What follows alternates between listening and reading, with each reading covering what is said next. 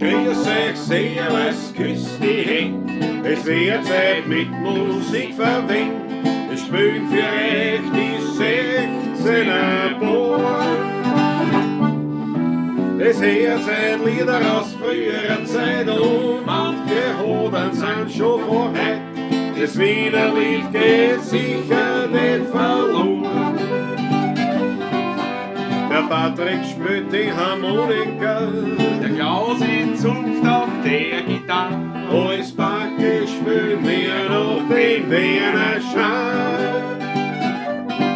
Die Quetschen klingt ein super fein, Die Konterbombe hinten rein. und das Gesang klingt jetzt auch schon recht human.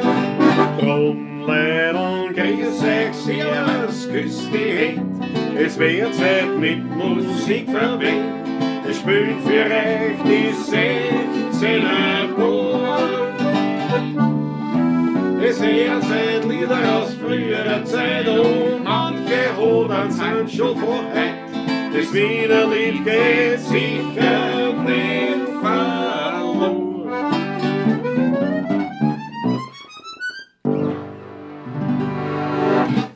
Jawohl, so schaut's aus. Unbedingt. Grüß dich Gott, habe ich die Ehre. Zu einer weiteren Ausgabe von der Pavlatschen, die Nummer. 220. So schaut's aus. Und heute aus dem wunderbaren Eibistal im Weinviertel Jawohl. beim Patrick daheim. Danke für die Gastfreundschaft, danke für die Blunzen. Bitte, sehr gerne. Es ist mir eine Ehre, dass du mein Gast bist. Ich freue mich sehr. Brauchst du ein Brot auch? Oder was? Ja, können wir Brot auch, ja. Bitte greifen Sie zu. Wir waren ja schon heute zu Mittag gut verpflegt heute. Ein bisschen leiser dran, Im bitte. Eibistaler Dorfwirtshaus. Ja. Danke. Waren wir heute schon vertreten, ja. Ja. Wunderbar. Ich muss Gestaut. zum Mittag getroffen, gleich beim Wirten. Wo sonst, ja. Deswegen habe ich jetzt einen Hunger. Schau aus. Ich habe am Nachmittag schon einen guten Mohnstrudel gegessen bei mir, weißt du? Ja, und jetzt sind wir bei der selber gemachten Blunzen angelangt, nicht wahr? Gut geworden. Ist gut geworden? Freut mich sehr. Alle Achtung. Freut mich sehr, ja. Alle Achtung. Schon langsam kämen es der Onkel Helmi und ich, nicht? Und die Mary dabei und alles. Ja, Familiengemeinschaftsproduktion. Weltklasse, Weltklasse. Du, kurzer Blick in den Chat. Ja. Wen haben wir? Der Wolfgang ist da. Jawohl. Matthias Mariacher, Peter Brachtl, Ludwig Saas, Rudi Gorbes, Uli Slonek. Uli, wieder aus Helsinki oder immer noch in Wien? Ah, das war Sag interessant. mir interessiert. Das war interessant. Die Meg ist da. Hette ist da. Also Schweiz ist vertreten. Michael Ungar, Markus Landtagstromer, jawohl, hallo Pavlatschisti. Jawohl. Der Maber, also Mittelhessen ebenfalls anwesend. Grüß euch gut. Der Fritz aus Startgus, unser Grausignier. Selbstverständlich auch da. Nathalie, lieber Klaus, lieber Patrick, Lauser geht's nicht gut, liegt matschig im Bett. Macht's ihm bitte eine Freude, spült's, was aufs Heimgeh vergisst. Wäre Überraschung, eure Nathalie. Na, werden wir dann machen. Na, unbedingt. Werden wir dann machen, ja. Unbedingt. Unbedingt. Der Raffi ist da, einmalig, jawohl. Jawohl, Georg Scheurer. Technik steht in Eibistal. Absolut. Und Franzin, gerade noch. Jawohl. Windhof Update zog sich. Guten Abend, Pavlatschisti. Grüß euch gut. Große Freude, wirklich. Ich muss mal, bevor wir weiterspielen oder irgendwas reden, ich muss der Party reden, weil Ich weiß ja nicht, der hat jetzt ich habe Mittag. einen Hunger. Also Versteh nicht, der isst nur. Hast du bitte Der hat gegessen von dir? Ja, locker. Hat er gegessen eine Spargelcremesuppe und dann hat er gegessen ein Cordon Bleu mit Reis und mit Erdäpfelsalat. Ja, wie es Alle Achtung, ich habe Reisfleisch gegessen am Menü schon vorher. Und der Speckknödelsuppen vorher als Vorspeis beim Menü. Ausgezeichnet auch gewesen. Jetzt schenke ich jetzt einmal ein Wasser ein, bevor ich zum Anbotteling komme. Ja. Und tut mir leid, die Wenn Brille wir nämlich hier in der Gegend sind, trinken wir heute einen Wein aus Bullendorf. Ihr kennt eh alle schon, den Hauswein. Nicht wahr? Ja. Ich mache einen Anbotteling einfach jetzt ganz Bitte darum. unspektakulär. Weingut Graf, alte Lagen. Und zwar ist das noch der ältere, das ist noch der 2022er nämlich. Das letzte Mal bei dir haben wir schon einen anderen Wein gekostet. Also der Ackerl und ich haben einen gekostet. Letzte Woche Samstag. Bereits in der Klause. 23 in der Klause, ja. Aber heute sind wir beim Ich bin besoffen gegangen, 22er weil ich trinke nicht so viel. Weinviertel DRC, Gewinner Wettliner, alte Lagen. Ich gieße ein. Dass die Blunzen besser rutscht, weißt du, das ist. Jawohl. Jawohl. Ja, bitteschön. Dankeschön. Ich kann ja heute auch dem Weine zusprechen. fahre ja keinen Zentimeter mehr mit dem Automobile. Also ist ja alles in bester Ordnung, kann man fast sagen eigentlich. Absolut. Ja. Sehr zum Wohl. Sehr zum Wohle, meine Lieben, auf euch und auf dich. Freut mich, dass du da bist. Ich freue mich auch. Danke schön. Sehr zum Wohl, Prost. Wir haben Glaubt schon einen uns- produktiven Tag heute hinter uns eigentlich. Absolut. Ja, Und glaubt uns, wenn ich das gegessen habe, bin ich wieder vollkommen ist ja schon da. Aber wir sind nicht zum Essen gekommen vorher. Also außer zum Mittag. Außer zum Mittag und dann zwischendurch in Mondstrudel. Ne? Dann haben wir noch einen Kaffee getrunken, aber zwischendurch haben wir gearbeitet. Vielleicht seht ihr das da hinten, das ist ja so komische aufgebauten da Mikrofone, die da hängen. Wir haben heute schon Podcasts aufgenommen, Nachmittag.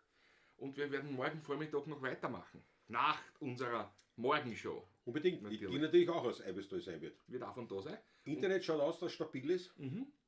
Hoffen wir das Beste. Prost einmal. Wein dann natürlich einmalig. Einmalig. Aber schau, ich stelle das da her, weil das ist ein wichtiges Bild. Ja, ja. passt So, schon. ein Radl noch und dann. Und dann bin bitte, ich bereit. bitte ist nur noch ein Rad. Das Dann ist, bin ich bereit. Mhm. Mhm. Mhm. So. ich bin nur gespannt, wie wir jetzt was singen werden. Ja. Muss ich was singen jetzt? Eindeutig. Ich sehe das schon. Oder instrumental. Oder ja, wenn Instru- du was ich singst, dann kann ich da das singe ich was machen. hin, dann noch eins. Schau, du noch geschwind, bis ich früher aufgefasst habe, kannst du das noch locker essen. Geht's nicht aus? Weil wir ja in Eiweißtal sind. Und du ja immer da glaubst, man kommt da hier nicht heil heraus. Also nüchtern wieder heraus. Ja, glaube ich nicht, das Noch- ist Erfahrung. Nach dem Mittagessen war es uns bald so gegangen. Nein, wir haben das rechtzeitig abgebrochen. Weil wir haben ja noch was arbeiten müssen heute, nicht wahr? Aber trotzdem, das ist ja meine Hymne, ne? Das ist ja, das ist Ich bin dabei. Jawohl.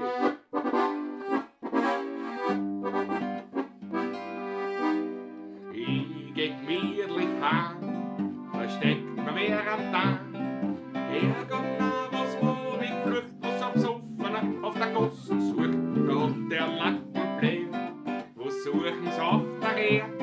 Da hab ich diesem Grobian erklärt. Ich such mein Gleichgewicht auf alle Viere, weil anders findest nicht, na, das ist schwierig. Ich hab's bestimmt noch gehabt, vor einer Stunde. Jetzt gröl ich um den Dumm, als wie ein Hund.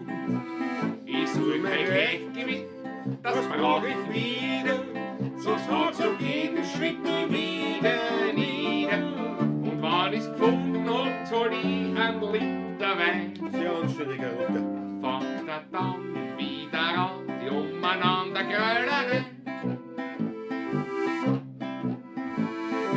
Na, das ist nicht schön, die Leute glauben, ich lern gehen.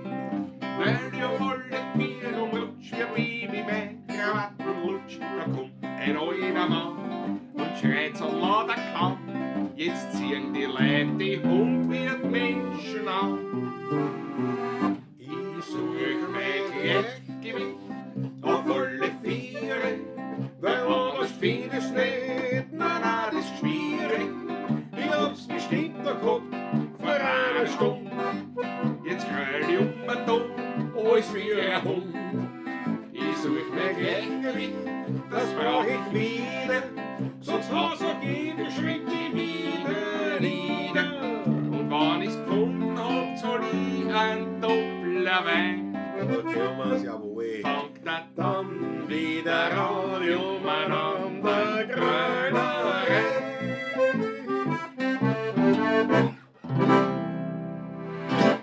Jetzt habe ich gesagt, so schaut's aus. Also das, Aber wunderbar. noch lange nicht. Wunderbar. natürlich. Nein, okay, um Himmels Ah, Willen. nein. Die Achteln fallen rein, ich muss sofort zum Glase greifen. Zum Glase. Ein Großartig. Schlückchen. Ein guter Wein. Aber Zum Wohl. auch zu erwarten, nicht? Vom Graf. Fadi ist immer gut.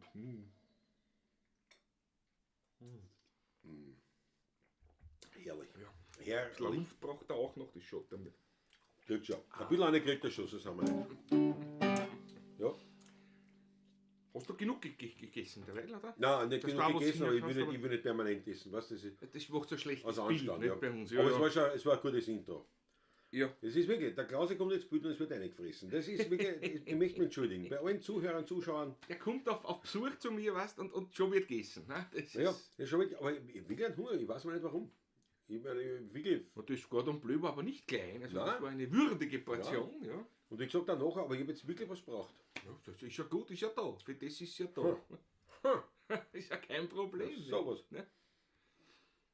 Ist die Gitarre mit Absicht zu? Ja, wahrscheinlich. Ja. Passt. Gut. Ja, so schief, gell? Ja, geht extrem. Ja, nämlich. wegen dem Spiegel, der Spiegel des Lichtes. Aber es ist eine nette Szenerie da. Ich finde, es ist eine nette Geschichte. Und wir haben da 2 Fotos stehen gehabt. Wer unseren ersten Podcast, quasi den wirklichen Podcast, den wir gemacht haben, gesehen hat, das war ja vor dem Kamin draußen. Ja. Und da waren auch schon diese 2 Fotos. Und die haben wir heute da stehen gehabt. Und haben uns da diese wunderbaren, aus dem Fundus befindlichen Mikrofonstative da montiert. Mehr oder weniger. Greifst nicht viel aus, sonst fällt etwas runter. Ja, und ja, die Aufnahme, wir haben es nicht kontrolliert. Ich habe ihn in Kopfhörer vergessen daheim. Vom Ausschlag her dürfte irgendeine Audiospur drauf sein, welche oder wie, werden wir es sehen. In der schlimmsten Fall müssen wir es öfters. Müssen wir es noch einmal machen. Aber Ne? es wird schon funktionieren. Richtig. Nur nicht Dienstag, Mittwochs. Warum? Weil da hat der Fritsch Ruhetag. Ja, müssen wir morgen ohne durch. Vormittag, ja. Ja, stimmt. Und nachdem wir kein Frühstück Ja, essen, eben, nein, ist das Vormittag kein ist es Problem. problemlos. Vormittag. Kein Problem. Und nachher sind wir schon wieder im Ding. Morgen spielen wir ja beim Lentner Kalli. Freue mich schon sehr drauf, ja. Gibt sicher noch, weiß nicht, ob es Platzl gibt. Gibt sicher, ein Platzl wird irgendwo noch sein. Ruft es auf, wenn es Lust habt. Ich vermute schon. Morgen Karl Lentner, schaut euch auf unsere Homepage. Da findet ihr die Infos. Und gestern haben wir gespielt mit lustigen Hermann. Grandios wieder. Silic. Eine Riesenfreude mit Hermann, ja. Absolut. Immer mit ihm, ja. Absolut. Schön. Wirklich ein schöner Abend, ein gemütlicher und ein Feuerwerk des Witzes, was der Hermann da anlässt. Da bin ich ganz, ganz ehrfürchtig. Das ist unglaublich. Unglaublich. Ja. Ludwig Sass kann nur kurz dabei sein. Der Arbeiter kann man wahl, da ist er eingesetzt. Jawohl. 4 Uhr 4 Uhr. Passt schon. Alles in Ordnung. Alles in Ordnung, Ludwig. So, die Maggie sagt, ja, der Gitarrenhals wirkt besonders lang heute. Also es stimmt eigentlich, gell? Ja. Das ist der Winkel anders, die Kamera steht näher jetzt. Naja, natürlich, dadurch ja. ist das alles ein bisschen anders. Ja. Aber es stimmt, das wirkt arg. Boah, da glaubst du über Hafen. Schau, der Wolfgang hat sich eine Schaut Erdäpfelgulasch, bravo.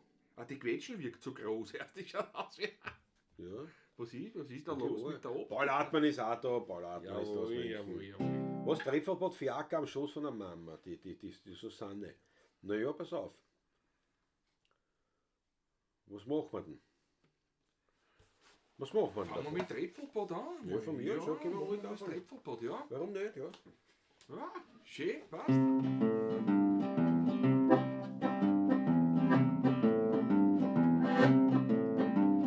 Am vergangenen Freitag waren wir 2 Treffelbad. Dass ich nicht dabei war, das ist schon. Drunten beim Kassier, da hat er Frage gemacht an paar Höhe. Ja, was ich sagen, ich bin eine alte Fee. Was sind denn Sie? Dann sie drauf der Bisa. Wagens ganz besonnen, Herren sind an der Dumm. Doch weil ich fein bin und nicht gemein bin, stell ich mich immer mehr mit ihnen her. Sie glauben, sie da in einem Vogelhäusl sitzen, können sie schwache Frau tyrannisieren. Jetzt halt's mich zurück, sonst komm ich noch in Kitzen. Und dort im Garten bin ich ein Garten, bin ich noch eine Spiel. Endlich sind wir drinnen in der umgedeckten Kabine. Ja, aber den Ockern, die rennen her und hin und her und hin und her und hin und her und hin und her. Einer von den Ockern, der ist unheimlich gefühlt. Sie freuen schon aus, als wir ein Röntgenbild. Sie sind Gedränge in der Menge und keiner weiß mehr gewiss, ja welcher für Segner ist. Sie sind ein neuem Haus, jetzt sind uns Schulhaus, doch unser Nebenmann, der zieht uns wieder raus. So, jetzt probieren wir's halt einmal mit unseren Hosen. Kaum wir's drunter, trifft uns der Nachbar wieder rein. Wir kriegen einen Zorn muss noch groß.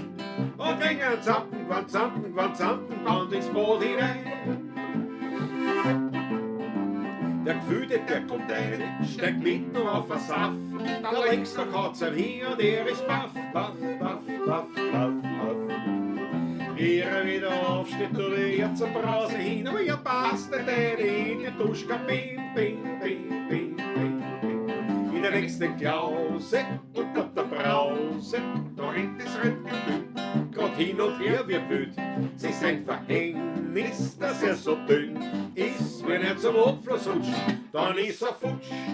Jetzt macht's einen Opera mit zwei so furchtbar zusammenzuckt. Weil den Gefühlen hat's grad wieder einmal hin. Die ganzen Brasen sind verbunden, die Wände sind nicht erruckt. Das ganze Trepfelbot, das ist jetzt hin.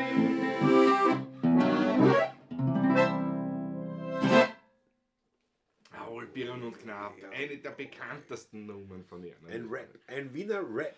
Die ersten Rapper der Welt kamen aus Wien. Piron und Knapp war Ja. der Name. Ja, das ist. Da muss ich einen Schluck Wein. Schau, der Ackerl ist da, der Christoph Acker. Ja, da Wunderbar. muss ich- Dem muss ich- Acker müsst ihr danken, also hoffentlich, weil er war gestern live dabei beim Konzert mit Hermann und hat natürlich videografisch alles festgehalten. festgehalten, ja. Wir hoffen, dass er es hinhaut und ja. Und dann wird es das auch bald einmal geben auf YouTube zu sehen. Wir freuen uns drauf. Schau, Daniela Schlögl ist auch da. Unsere Principessa. Principessa. Muss aufstehen. Ja. Die Daniela ist da. Ja, wo ist jetzt? Wo? Prost einmal. Was sagt der Ackerl? Was gibt es denn heute für einen Wein bei dem Burm? Bölzschwein? Der Bölzschwein, ja. War herrlich. Danke, ihr seid spitze, sagt die Susanne. Danke, der Schee, jawohl. Aber gern Freut geschehen. uns. Gern Das geschehen. freut Gern uns. geschehen. Ja. Wir spielen jetzt ein Lied, pass auf. Und zwar, na, wir könnten das jetzt machen für ja, machen wir die Kölnerpartie. Das Ja, passt. Wir machen das die passt auch Kölnerpartie. da her, ne? Das ist, Fritz Wolferl. wenn wir schon da daheim Ja, sind. genau. Ne? Mali Nagel. Ich Sie- weiß nicht, sie fängt an, ja, weiß ich.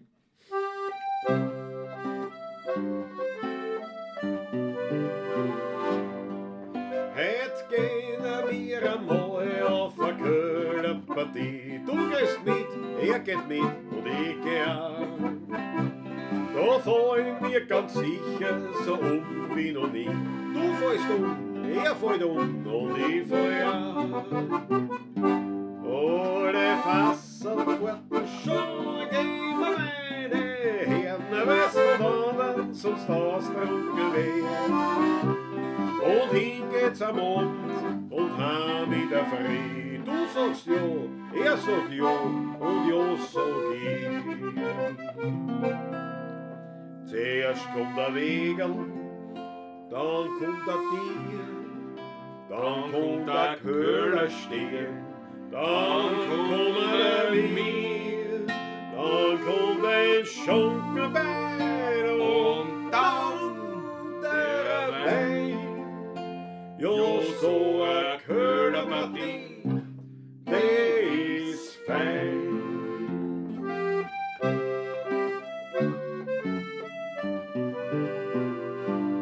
Heut fallen wir einmal in den Himmel hinein. Du fährst mit, er fährt mit, ich fahr auch. Der Himmel liegt unter der Erde beim Wein. Du meinst ja, er meint ja und ich mein's auch. Alle Fasseln warten schon, gehen wir meine Herren, was von anderen sonst austrunken wär.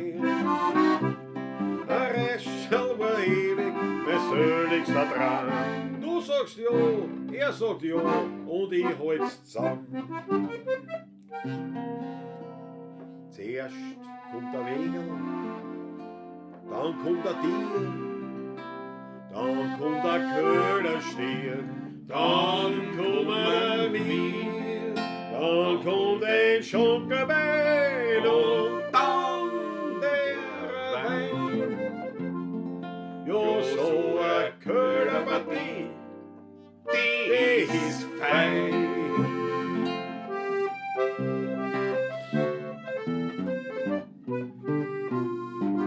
So hatschen wir heut von dem Weinköhler heim. Du hatsch mit, er hatsch mit, ich hatsch auch. Es a Wohl in die Häuser, es a Wohl in die Bahn. Du siehst du und es sieht er und ich seh's auch. Schon die Summen jeden Durst, der verloren geht. Ich hab meinigen gestummt im Fett. Ein Räschel war immer mein söhnigster Traum. Du sagst ja, er sagt ja und ich halt's zusammen. Zuerst kommt der Wegel, dann kommt der Tier, dann kommt der Köllerstirn und dann kommen wir, dann kommt ein Schunkenbein und dann der Wein. Jo, so a Köllerpartie, die ist fein. Jawohl, Kölnerpartie. Jawohl. Einmalig. Schau, Roman, 61 Mudel ist da, grüß euch 16er Bub, jawohl. Habe die Ehre, Sie. Grüß dich. Und der Ulimeister. Später aber noch. Jawohl, Hauptsache da, Hauptsache da. Schön, dass du da bist. Das freut uns sehr. Was sagt der Georg Scheurer? Habe am Mittwoch mein Dirkbuch bekommen. Eine schöne Zeitreise. Ja, Weltklasse. Weltklasse. Viel Spaß drin. Ja, das glaube ich. Das ist echt das ist wirklich eine Zeitreise. Einmalig. So, na und ich habe mir gedacht, wir könnten spielen, schon gleich auf Wunsch von der Nathalie, was das heimgeht. Ja, warum nicht? Können wir machen. Nicht? Satz 4, also, so, nicht, oder? Nein. Du sicher machen wir. Machen eine Abstimmung eigentlich, nicht? Nein, eigentlich nicht. Nein. Das war was ganz eine schöne Nummer. Eine wunderschöne Nummer, ja. Aber heute tut mir so schwer. Irgendwo, ich glaube Allergie. Wahrscheinlich. Dazwischen juckt mich so. Nein, es ist spät schon. Ja. Also fürs Pulver, das wirkt man nicht rechtzeitig. Aber weil immer wieder die Nasen juckt natürlich, das macht jetzt so weniger, aber manchmal ratzt es so, dass ich glaube, ich muss niesen. Aber es kommt und nicht. Dann wird es immer schwieriger und dann schwellen die Schleimhäute an. Ja. Und dann wird es immer schwieriger Luft holen. Nicht? Also es ist ein Wahnsinn. Ja. Schau, der Franz eben, kommendes Wochenende mal Köllerpartie in Bodersdorf. Bodersdorf, jawohl. Einmalig. Aber nicht das Bicken bleibt und das Heimgeh vergisst. Genau.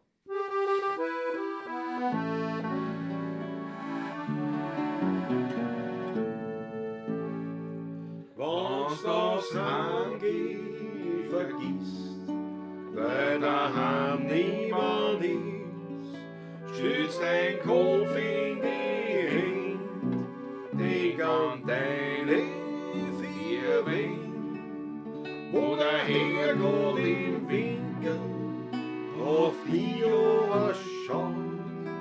Jedes Bild an der Wand ist dir lieb und vertraut.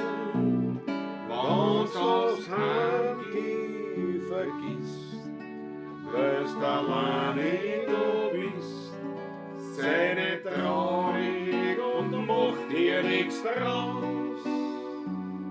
In der heutigen Zeit, da gibt's für ärmere Leid. Darum sei glücklich, du hast dein Zuhause. Irgendwo versteckt in einem Winkel, da sitzt ein alter Mann ganz in der Kahn, ganz verlassen und du auf seinen Fleckel, den er traut sich heute gar nicht haben. Weil beim Wirten, ja, da hat er immer sehr viel Leid und sich die fröhlich sind. Doch daheim, da sitzt er in seinem Zimmer, ohne Zuspruch, Mutter, Sohn, allein. Da sagt ihm zur Spätstunde ein Freund, der ist ehrlich und gut mit ihm meint.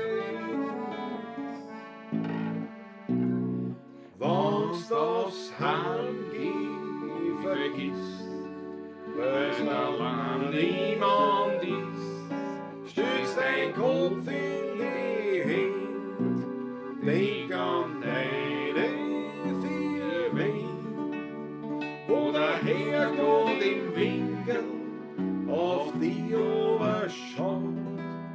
Jedes Bild an der Wand ist dir lieb und vertraut, wenn's aufs Heimgehen vergisst, dass du alleine du bist. Sei nicht traurig und mach dir nichts draus.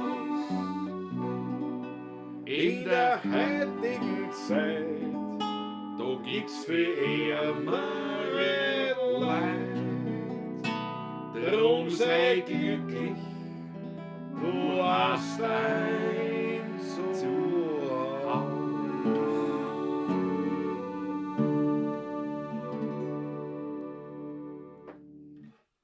Jawohl. Speziell für Ganz Adi. speziell für Nadi.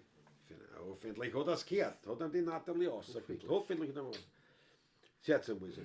Steht dem Patrick das trockene Brot und mit dem Glas ein Blunzen? Guter Gastgeber. Christoph Acker, gell? Sofort erkannt, der Christoph hat sofort erkannt, ja. So wie es gehört, ja. Einmalig. Schau, der Magnus Sterzinger ist da. Jawohl, schönen Abend an alle. Jawohl. Bitte die Verspätung zu entschuldigen, meine Herren. Ist entschuldigt, ist entschuldigt. Alles gut, mein Lieber, alles gut. Jawohl, na schau. Und darunter ist schon der Adi Rehberger. Guten Abend, hat mich urgefreut. Danke. Na, Bitte gerne. Sehr gerne auf den Wohl.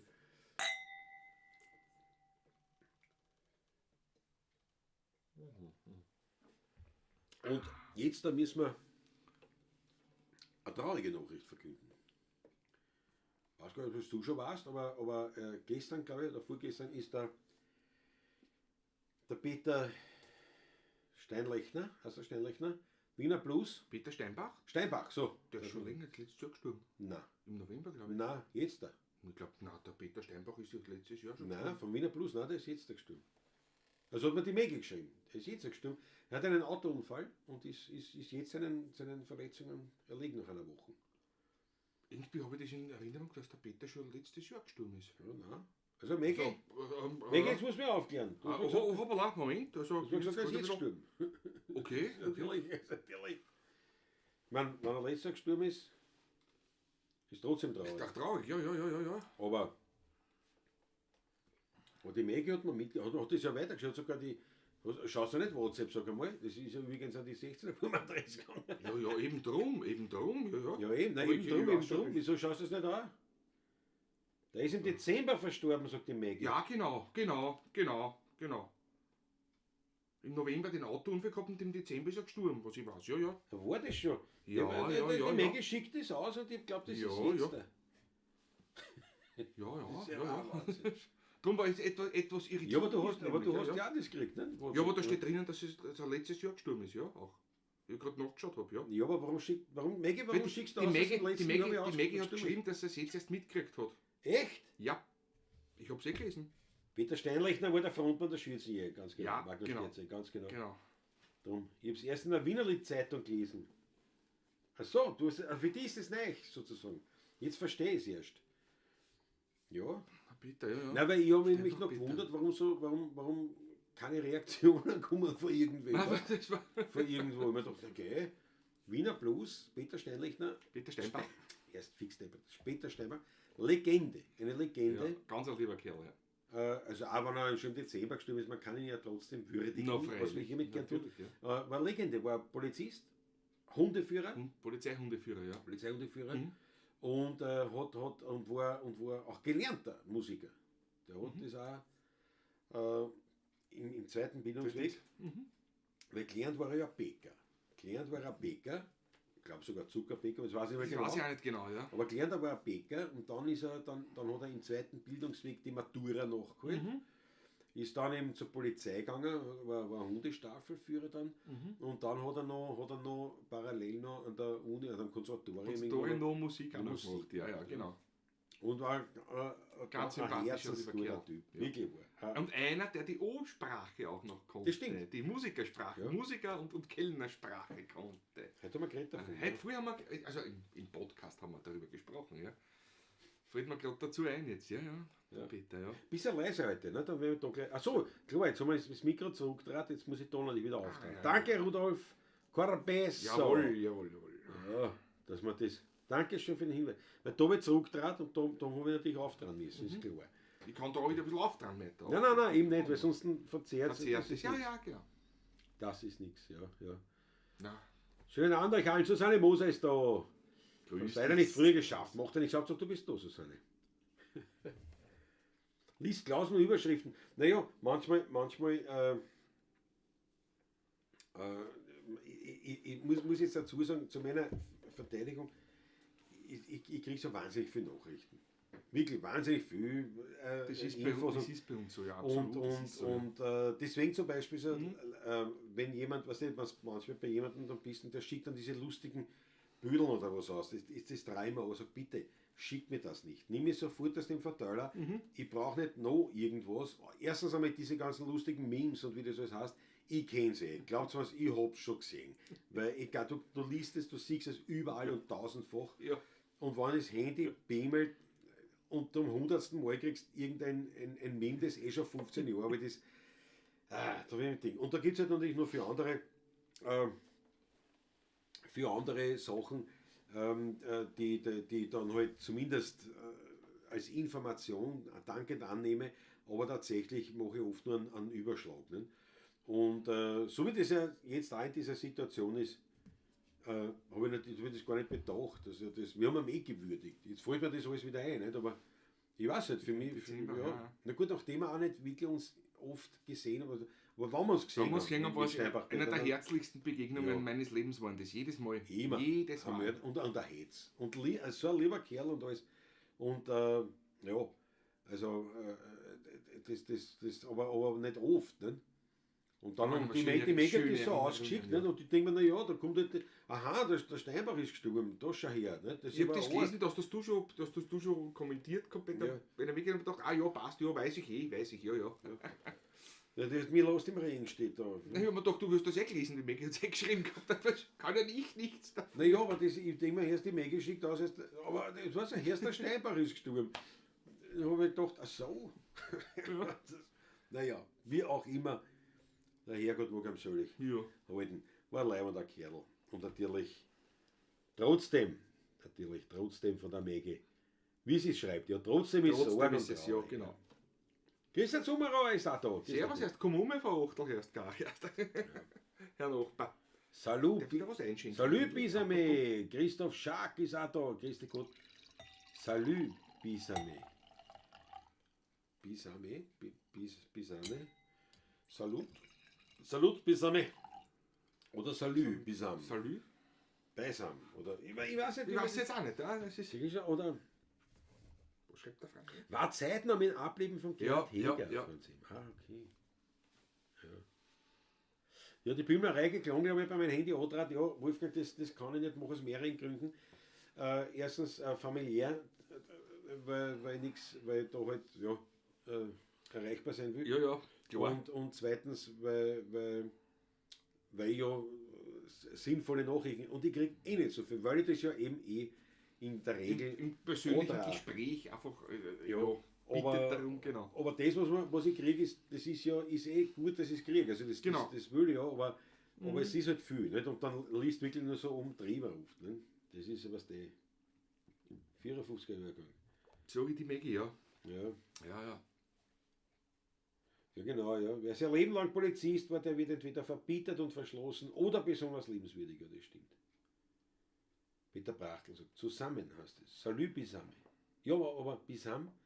Aber ist das jetzt Französisch? Salut Bisam, das ist eine Mischung aus Französisch und Schweizer. Achso, glaubst du, das kann sein? Achso, das kann sein natürlich. Gefühlsmäßig, sage ich das einmal so. Wir können Besame mucho. Schau, der Christian Sommerauer, jetzt muss der Patrick, jetzt muss der mal Antwort geben. Im Ernst, fragt er. Im Ernst? Sicher, komm her, Frau Achtel. Komm her, Frau Achtel. Komm her, was der war im Mund? Ja. Sicher, komm her. Sitz jetzt rüber. Geht schon. Patrick hat genug Wein eingekühlt, soweit ich weiß. Hoffentlich. Ja, auf. Jawohl, komm um. Köstlich. Ja, wirklich gut. Die trinkt ja Wasser dazwischen, weil... Ah ja, ich habe eingeschenkt extra, das soll man auch nicht verkommen lassen. Das haben wir extra da oben gestellt, nicht, dass man es nicht sieht, sondern weil wir keinen Platz am Tisch haben. Jetzt hätten wir mit Christian Sommerauer sagen, man muss aber was mitbringen. Ein Käse oder was zum Beispiel. Käse, ja, oder auch Wildwurst oder was. Ja, weil da haben wir nur die ledigen Blunzen. Bring mit ein luftgetrocknetes war zum Beispiel gut, gell? Komme, schreibt er, komme, jawohl. Ja, ich habe gedacht, der kommt wirklich. Sumsi ist immer dabei. Bravo, Sumsi. Ah, was haben sie? Na gut, was reißen wir noch? Ja, tja. Ich habe schon das andere auch gesagt, was wir jetzt gespielt haben. Keine Luft mehr. Oh, ja, bleiben wir heute bei dem Ding, wo wir schon da singen. Ich benisse müssen mich doch kennen. Wie jetzt keiner jetzt, das war noch schöner.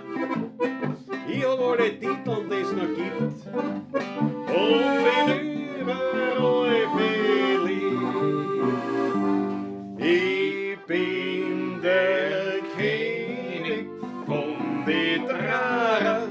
Bin ein Hallodri, ganz ein Schwarer. Ich bin Baron im grünen Grau. Der Karel von Werner Tanz. Ich bin Herr Graf im grünen Busch. Doch nur daheim, da muss ich stark sein. Aber wenn's um meine Drare geht, bin ich die Drare, bin ich die Drare, bin ich die Drare Majestät.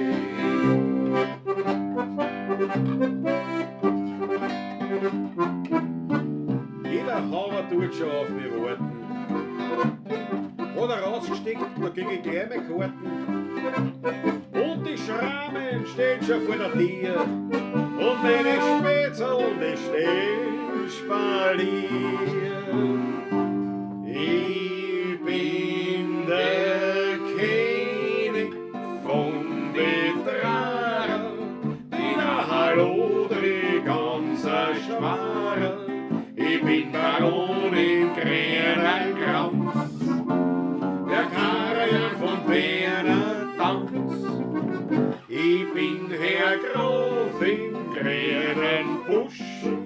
Doch nur daheim, da muss ich Staubsaugen. Aber wenn's um meine Drare geht, bin ich die Drare, bin ich die Drare, bin ich die Drare Majestät.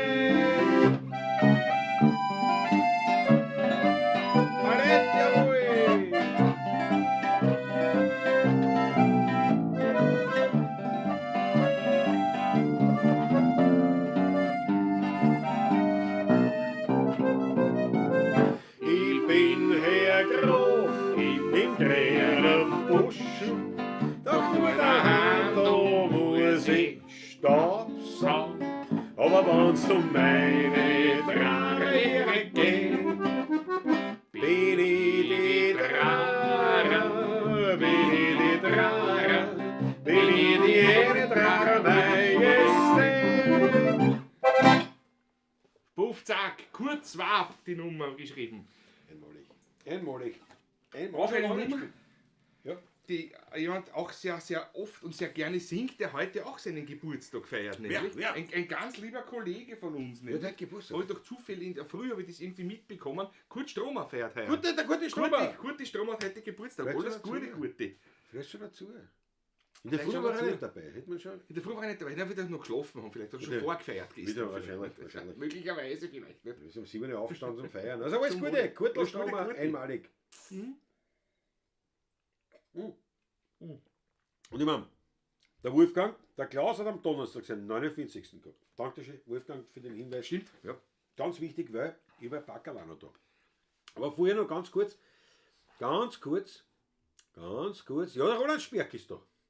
Später aber doch, liebe Grüße euch allen Habe aus die Ehre. Bad Hofgastein. Jawohl. Roland, lassen wir alle schön grüßen in Bad Hofgastein. Ich glaube, mit die 16 Uhr sind dort bereits bekannt.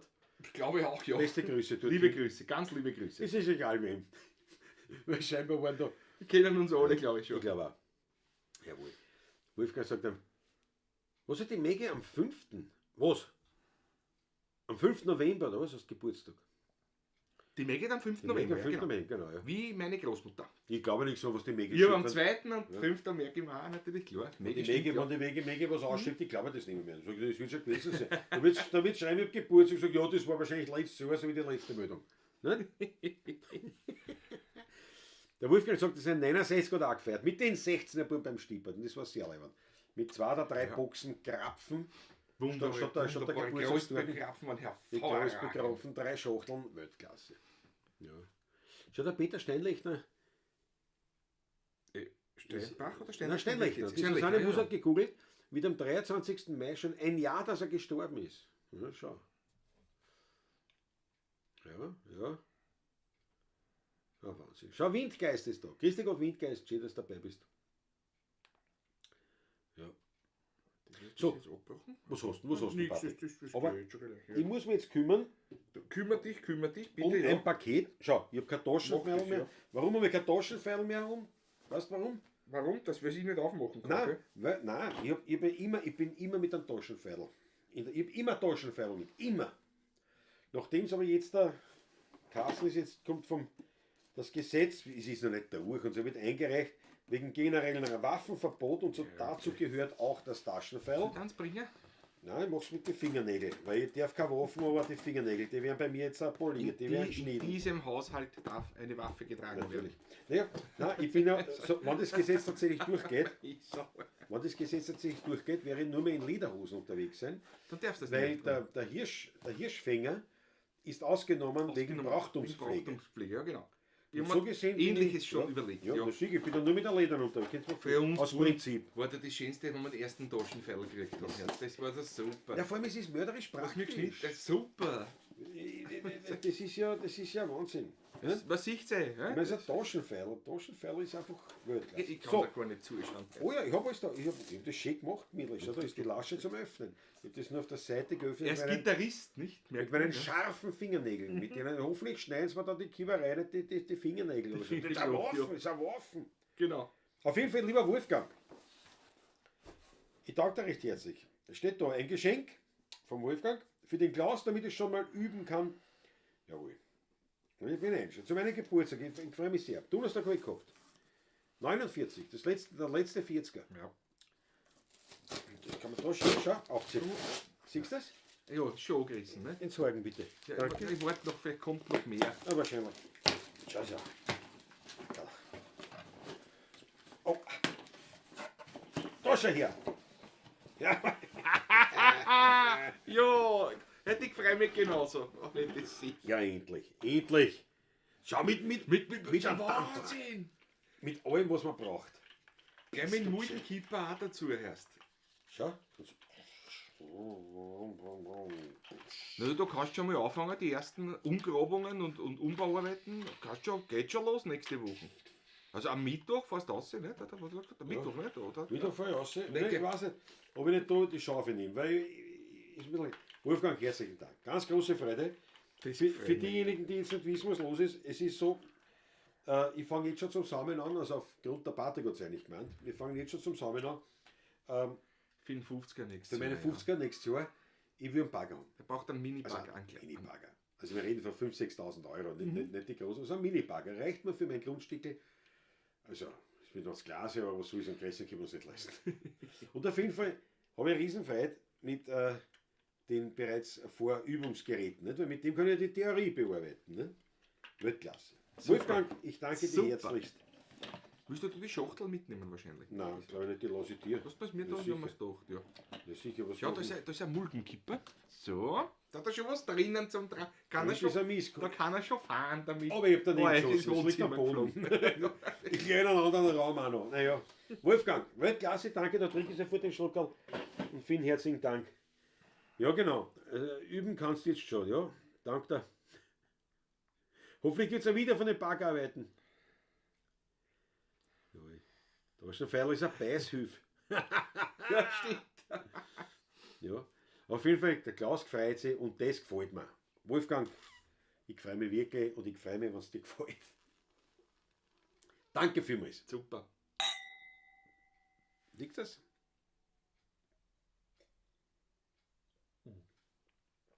Ein Bagger zum Spielen. Gibt das Lied von Walter gesungen? Während du bist ein Taschenfell. Ja, genau. Ja, mein Brot essen. Wenn Klaus nur noch im engen Leder unterwegs sein wird, muss ich mir überlegen, ob ich das dann noch filmen möchte. Erst Ackerl, ich habe nicht gesagt im engen Leder, ich habe gesagt in einer Lederhosen. Die war früher, wie er jünger war, noch 10 Jahre, war das enges Leder, ja. In der Zwischenzeit ist es sehr weites Leder geworden. Ich habe ja ich hab schon eine Trachtleder, eine kurze nur. Aber wenn, dann muss ich mir auch nicht beschaffen. Weißt du, eine wirklich handgeschneiderte, alles da, eine Kneiberlhosen und dann wirklich schön mit Ding. Und da muss der Hirschfänger rein. Für jeden sichtbar. Sag ich, weißt du, gleich mal aus Prinzip. Aus Prinzip, ja. Susanne Faber sagt schon, alles Gute zum Geburtstag nachträglich. Ich danke dir recht narrisch. Ich danke dafür. KTM, Junkie, ein gescheiter Bub, ein Pfeil und ein Schnur. So schaut's aus. Genau so war es. Aber das wollen sie uns nehmen, ist Taschenpfeil. Ich meine, wie gesagt, ob es durchgeht, wissen wir nicht, aber Was kann ich da nur, wie denn meine Großmutter sagen? Herrgott, schmeiß Hirn vom ja, Himmel. aber so führt nicht einmal der Herrgott. So führt nicht einmal der Herrgott. Aber es ist gigantisch, ja. Allgemeines Waffenverboten betrifft auch ein Taschenpfeil. Die denken mir wieder, was ist los? Jawohl, mit den runden Leuten haben sie gefeiert, da fahren sie beim Taschler. Jawohl. Mein Geburtstag. Ja, einmal. Hast du mitgelassen. Jetzt muss ich nur überlegen. Für die Runden. Du bist ein Taschenpfeil unter einem Himmel voll Schädelweh. Oder tiefer. Nur spielen, oder? Brüllen wir es in Geht's an. Ja, prüf es einmal. Wer, du bist ein Taschenpfeil unter einem Himmel voll Schädelweh. Ein 10-mal gekochtes Bubenheil, auf das ich nicht heiß bin und trotzdem steh. Du bist der Feiersan, nein, das ist anders. Du bist der Feiersan. Okay, nein, das ist Nein, auch. das ist ja- Müssen wir uns das ist- überlegen. ja. Außer ins Hoch, ich glaube, es ist ins C. Da geht's auch nicht. Das ist ja viel. Aber wir haben schon mal gespielt vor 20 Jahren, glaube ich mal. Unter einem Himmel voll. Nein, das ist nicht der Ton. Dora? Ich glaube, ist der Nachbar schon da? Das Jawohl. ist richtig. Oder? Nein, der hat nur reingeschaut, oder? Ich war Nur nur an einer reingeschaut, geschaut. oder Jawohl, na öffne, geöffnet. Patrick. Jawohl. Warte, entschuldigt Sie mich kurz, ich muss kurz ein Tirol weitergehen. Der geschufte Fehler hat Taschenpfeil, gut, ja. In der Tagespresse gelesen, dass in einem Lokal am Reimannplatz, ja, bei der Razzia 100 illegale Messer gefunden wurden, ja. Streichmesser. Aber das ärgert mich, dass ich da nicht hinkomme. Wenn du bist ein Taschenpfeil unter einem Himmel voll Schädelweh. Na, es wird nichts. Freunde, der Versuch war da. Was sollst du tun? Was sollst du? Der Sohn ist da, hat einen Wein mitgebracht. Das ist das, was wir haufenweise da haben. Nicht, dass er ein Gesöchts mitbringt oder irgendwas. Nicht? Nein, ein Wein.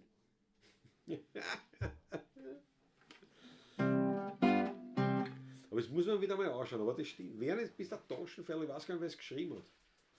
Wer das geschrieben hat. Bravo, jawohl! Jawohl, er hat mehr mitgebracht. Der Kas ist da, ein Wurst ist da. Jawohl. Schaut euch das an. Das ist nicht. Leg noch her. Servus, mein lieber Christoph. Servus. Patrick, du musst dann einen Sessel checken. Ich check das schon, ja, machen wir schon. Und dann musst du den Gast ja auch Ja, was soll ich, muss man anfangen Na, pass auf, da steht eine Weinflaschen. Das macht nichts. Ja. Ja, was ist da hinfährst, muss ich die Kamera alles umstellen. Gott, nein. Da Alles muss ich machen. Da warte, das ist ja mir schon Nein, was nein, weil der Punkt ist der. Ja, das ist gut. Bist du da her? Ja, Ich glaube, das ist gut. so Das machen ist wir gut. Fahr wieder zurück. Fahren wir wieder zurück. Vorsichtig. Aber so geht alles spontan bei uns. Na, was heißt das? Natürlich. Christian, holst du da einen Sessel auf der Kuchel? Geh, sei so gut. Ja, sei so gut. Ja, nimm gleich Schniesel mit. Mit Feiersalanda gefällt mir am besten, ja. Wir haben das geschrieben, das Taschenpfeil, weißt du das? Während du bist der Taschenpfeil. Nein, weiß ich nicht. Weißt du auch nicht, gell? Bitte nicht Platz. So, warte, ich muss schauen, dass ich die ein. Sitz dich mal hier, dann werden wir die da gleich. So. Nein, da muss man sofort ein bisschen. Du magst ein Bier haben. Ehrlich gesagt? Ja. Ja, Bier muss. Du ein Bier auch. Muss ich da wieder zurückfahren? Ich gießen gerade. Gleich für die liebe Leute. Warte, ich muss da zurückfahren, weil der Punkt ist ja der, ne? Es hätte ein schlanker Bursch auch kommen. Und der glaubt, was? Was ist? Nicht der Party, nicht der Zuzwei. Da kommt eine Regel von einem Mann. Jetzt fällt noch der Mini, weißt du? Dazu, der passt Gegenteil. Weißt du? Das ist was. Ja. Aber Patti, du musst dir mal vorstellen, den Bagagisten, das wissen, was los ist. Ein lieber Mensch, den ich in Eiwestal kennenlernen durfte, einer meiner fast Nachbarn, also ein paar Häuser weiter, zu Fuß 2 Minuten, Ja. wenn man schnell geht, 1 Minute, wenn man langsam geht, 3 Minuten. Christian Summerer, seines Bravo. Zeichens Hallo. Jäger, bald auch Jagd auf, du machst gerade die Jagd auf sie, aber ist noch gar Ich nicht, bin ne? dabei, ja, bin Lernen. Und sonst einfach eine ganz klasse Familie, seine Frau auch, die keine ganz liebe Leute, liebe Freundin von der Elisabeth da gewesen, von meiner Ex-Frau. Und so haben wir uns kennengelernt vor ein paar Jahren im Laufe der Jahre einfach. Du, und Sumsi ist wirklich dein Spitzname, ne? Ja, Sumsi. kennen eigentlich einmal alle unter Sumsi, also Christian wissen nicht alle, aber Nein, so. Ja, Sumsi, willst du wollte- plunzen? Danke, ich hab gerade so einen Stangel verputzt. ich hol da ein Bier jetzt. Das ist Bitte, gescheit. ja. Bringen wir ein Bier. Danke schön für die Gaben. Was haben wir da? Ein Dollar-Riesling. Ja, Aber ich muss ihn da ausziehen, es ist warm. ja natürlich. Du, bei uns ist ja. Ich kann's. Da mal ein Kas. Patrick, ein Feil bring mit für ein Kas. Vollmilchkäse. Ja. Den nehmen wir. Aha, jawohl. Hast du das mitgekriegt, wenn wir gerade geredet haben mit dem Waffenverbot? Nein, hab ich nicht mitgekriegt mehr. Ja. Es soll ja Waffen. Ah, in Wien, glaube ich, nur war das, oder? Ja, in Wien in 10. Bezirk war Ja, Waffenverbot. das ist jetzt aktuell. Ja, Aber jetzt haben sie also eingereicht, da kann er, oder will er einreichen, was er, ein Gesetz, ein generelles Waffenverbot. Und da sind die Taschenfeuer mit einbezogen. ja. Und denke mir, Alter, Naja, das Thema ist ja das. Was ist eine Waffe? Ne? ja, das wissen sie ja selber nicht, ne? Naja, Ich es gibt eine Definition drüber. Ne? Die habe ich alles gelernt jetzt gerade, weil die kann ich mitreden. Achso, ja, aber das ist ein Wahnsinn. Die schlanken Bablacisti kannst du, glaube ich, auf einer Hand anzählen. Ja, das kann leicht sein. Ja. Ja. Also, das ist ja Wahnsinn, was man da los ist. Aber das Waffenverbot, was da in 10. war, nicht auf den. Ja, das ist der Räumerplatzumgebung oder was, ne? Und eigentlich, man darf erst ab 18 Jahren Waffen führen. Also ist ja das Gesetz für die halben umsonst, das was es eh schon gegeben hat, nicht? Weil wie viele sind da dabei, die was über, Dankeschön, Bitteschön. über 18 sind, nicht? Los, genau. nicht. Ja, genau so Los, ist es, nicht. ja. Ich leg das einmal in mein Loswagen Bitte, rein. heute schaut uns beim Essen zu, das gefällt mir auch. Das Das passt ist, uns nicht so wurscht. Das ist eine Wildschweinkäsewurst. Von dir gemacht, oder was? Oder? Ich machen lassen. die bringst du eher mit, ja, das ist da, ja. Naja, jetzt uns mitgebracht. Ich habe ja noch was. Also. Pass auf, jetzt einmal Prost. Nein, wir auf kennen den uns Sumsi. Prost. Schau, dass du vorbeischaust. Siehst du, Das das ist ist das vorbeischaust so verkehrt. spontan. Wahrscheinlich haben wir schon Sehr zum Wohle. Zuschauer verloren. Nicht wegen dir jetzt, Nein, sondern weil der Patrick nicht gespielt. Ja. Ja, der tut nur Schmäh führen, weißt du? Das ist Heller und Stricker haben das geschrieben. Toni Stricker sogar, okay. Mhm. Schau der Ulrich. Habe die Ehre der Buben und die Zuseher. Habe es heute nicht früher geschafft. Zweimal täglich geht es ja nicht alle aus. Der macht ja nichts. Aber morgen in der Früh hast du wieder die Chance um 9 Uhr. So Also, schaut's das aus. geht ja auch. Sehr zum Wohl. Prost. Und Dankeschön für die milden Gaben. Und Danke. Bitte. Ui, er zittert mir. Spontanität ist gefragt. Nicht? aber die müssen wir dann auch ausschneiden. Aber Patrick, die braucht dann da Material irgendwo, dass wir das arbeiten können. Was brauchst Der du? Tisch Ja, ja. ist zu klein geworden. Ich habe nicht damit gerechnet. Ah, Das Pfeil ist alle. Und der Top ist eine Säge auch dabei. Ja, was der Jäger braucht. Ja. Oh, Ja, genau. Nicht zusammen. Das ist lustig. Schau, hier ist da. Soll ich eine Käsewurst aufschneiden? Jetzt da. Spülen wir mal was. Spielen wir mal was. Ja. Du, Dann plaudern wir weiter. Sumsi, hast du ein Lieblingslied? Wienerisch. Ja, aber mir fällt es nicht ein. Na geh erst! Das kennen wir aber. Danke, Hilfe erst. Aber das kennen wir problemlos. Du bist einmal früher anders gewesen, gell? Er isst mir schon Ich wieder. bin er genauso isst viel das schon Platz wie wieder. vorher, also das ist kein Thema. Du kannst ruhig anstellen, wir haben Platz genug Ja. am Tisch. Weil das ist alles, Ja. alles wunderbar. Aber es freut mich wirklich sehr, dass du so spontan wirklich vorbeischaust. Also habe ich nicht damit gerechnet, aber Na, ich hab dich ich freue gefragt. mich Ich hab dich wirklich. gefragt. Und ich freue mich narrisch. Ich freue mich wirklich. Warte mal, die Tannik sagt, Taschenmesser, die mit 2 Händen zu öffnen sind und die Hirschfänger bleiben erlaubt. Ja. Naja. Ja, das ist ändert sich ehrlich eh nicht viel. Ne? Ich mein, Ja, das, Na wie ja. gesagt, da geht es das gesetzlich, ist was ist eine eh Waffe? fast- Eine Ah, Waffe ist ja. ein Gegenstand, der dem Wesen nach die Abwehr oder Angriffsfähigkeit am Menschen unmittelbar vermindert oder weiß jetzt nicht, wie Das, es das klingt. klingt gut, das sollte jetzt nicht Jagdaufseher werden, sondern das klingt jetzt schon. Ja, das will die Frau Magis daher vielleicht. Genau. Das klingt jetzt schon so, dass keiner versteht. Ja, genau. Er redet wie mein Bruder, weißt du? Ja, ja, ja. Die ganze Zeit auch her ins Geschichten. Aber so gesehen, man, im Prinzip ist ja ein Dopplerwaffen. Ne? Ich meine, Nein, Ja, was du an einem Schädel hast, ja. Ja, ne? meine ich auch. naja, aber dem Sinn nach ist ein Doppler kein Waffe, weil er zum Trinken, weil er zum ein Gefäß ist. Wenn du ist zum Beispiel einen Baseballschläger nimmst, ist keine Waffe. Wenn auf den Baseballschläger draufsteht, ich möchte die Kanaken schlagen oder irgend so, Denkst du, ja? dann ist er offen, dann ist für das bestimmt. so, Und so ist aber ein Kugelmesser ist kein Waffen. es sei denn, es steht drauf, ich bin eine Waffe. Ja, Ja. guck mal, Ja. dann Ja. schon. Und der Die so, Bestimmung so macht. dumm ist, der was das hat, den Gegenstand dafür verwenden will, dann ist es Ja, genau. bestimmt dafür. Nicht? Ja. Dann ist es eine Waffe. Die Aber Quetschen an der immer Haare macht, der Schädel ist aber offen. Ne? Magnus Scherzinger, erstens einmal ist er komplett fertig mit einem Wildschweinkäsewurst. Das macht er fertig, ja. Das glaube ich, mein Lieber. Wir können da leider nach der Ruhe nur sagen, wie es schmecken wird. Die wurde erst im August. Aber mir gefällt das. Magnus Scherzinger sagt, ich sage, Klaus ist eine Waffe. Ja, von der Bestimmung her. Ich bin auf die Welt gekommen, der Arzt sagt, das ist eine Waffe. Steht da vor den zerreißt einmal auf den Tisch. Auch Splitterbomben, wie du immer sagst. Ja. Das ist Das Pferd kriegst du nicht so, gell? Keine Angst, keine Angst. Aber ich brauch's noch ein bisschen. Was spielen wir jetzt? Was das haben wir wollte ja gesagt? was sein, aber ja. Was fällt dir? Jawohl! War uns drei so Wenn Leute geringt im Sofa sind, dann tanzen sie renommieren. Da fangen sie gleich zum Aufstehen an, zum Schwindeln und zum Lieren. Was sie nicht sind, was sie nicht haben, für mich sind sie arme Hund.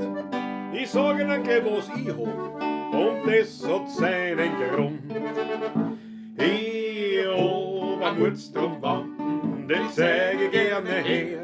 Und wenn ich nicht die Wampen hätt, wär ich schon Millionär. Ich hab einen Mutzturmwampen, ja die kostet ein Schippe Geld. Und wenn ich nicht die Wampen hätt, hätt ich auf der Welt eine Villa am Meer, ein Rolls-Royce mit Chauffeur, zwei Diener und eine Kammerfrau, die ganze Woche blau. Juhui. ein Junker aus dem Wald. Aber weil das mir gefällt, oder nicht einmal um noch viel mehr, gib ich mein Wampen her. Wenn ich dann aufs Finanzamt gehe, da trifft mich gleich der Schlag. Da legen sie doch einen Zettel hin, bitte mit 45 Fragen. Vermögen, Erbe, Grundbesitz, Geschäft und Inventar. Aber ich druck da fest mein Bleistift auf und schreib aufs Formular. Ich hab einen Mutzturmwampen, den zeig ich gerne her. Und wenn ich nicht die Wampen hätt, wär ich schon Millionär. Ich hab einen Mutzturmwampen, die kostet ein Schippe Geld.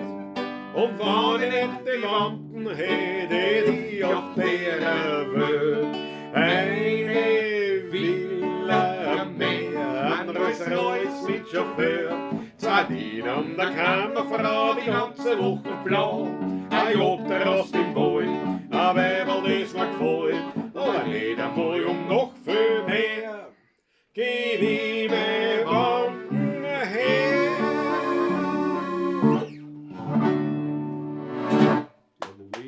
Jawohl, endlich wieder Live-Applaus. Applaus wieder. Das ist man bei der Pavlatschen ja nicht so gewohnt. Normal, ne? Das ist ja nicht so. Es ist nämlich schon eine andere Arbeit, wenn man den Applaus nicht hört. Ja, ja. Franz Brandwein ist da, jawohl. Servus. Unser Live-Jacker. Grüß Franz dich. Brandwein am Start. Ein echter Fiaker. Schau, der Wolfgang sagt das richtig. Der Klaus ist im 16. Hieb aufgewachsen. Der muss ein Waffen sein. Was? Auf Woody Guthrie's Gitarre stammt This Machine Kills Fascists. Auch eine Waffe. Waffen. Ja. Naja, das ist wahrscheinlich nicht. Ne? Das ist eine Gitarre, was sagt, This Machine Kills Fascists. Ich glaube, das wird durchgehen. Das wird durchgehen, das kann Das ist Waffen. auch offen. Der Christoph Acker, Wahnsinn. Meine Tochter sagt Gitarren statt Knarren. Ja, bin ich dafür. Bin ich dafür. Ja.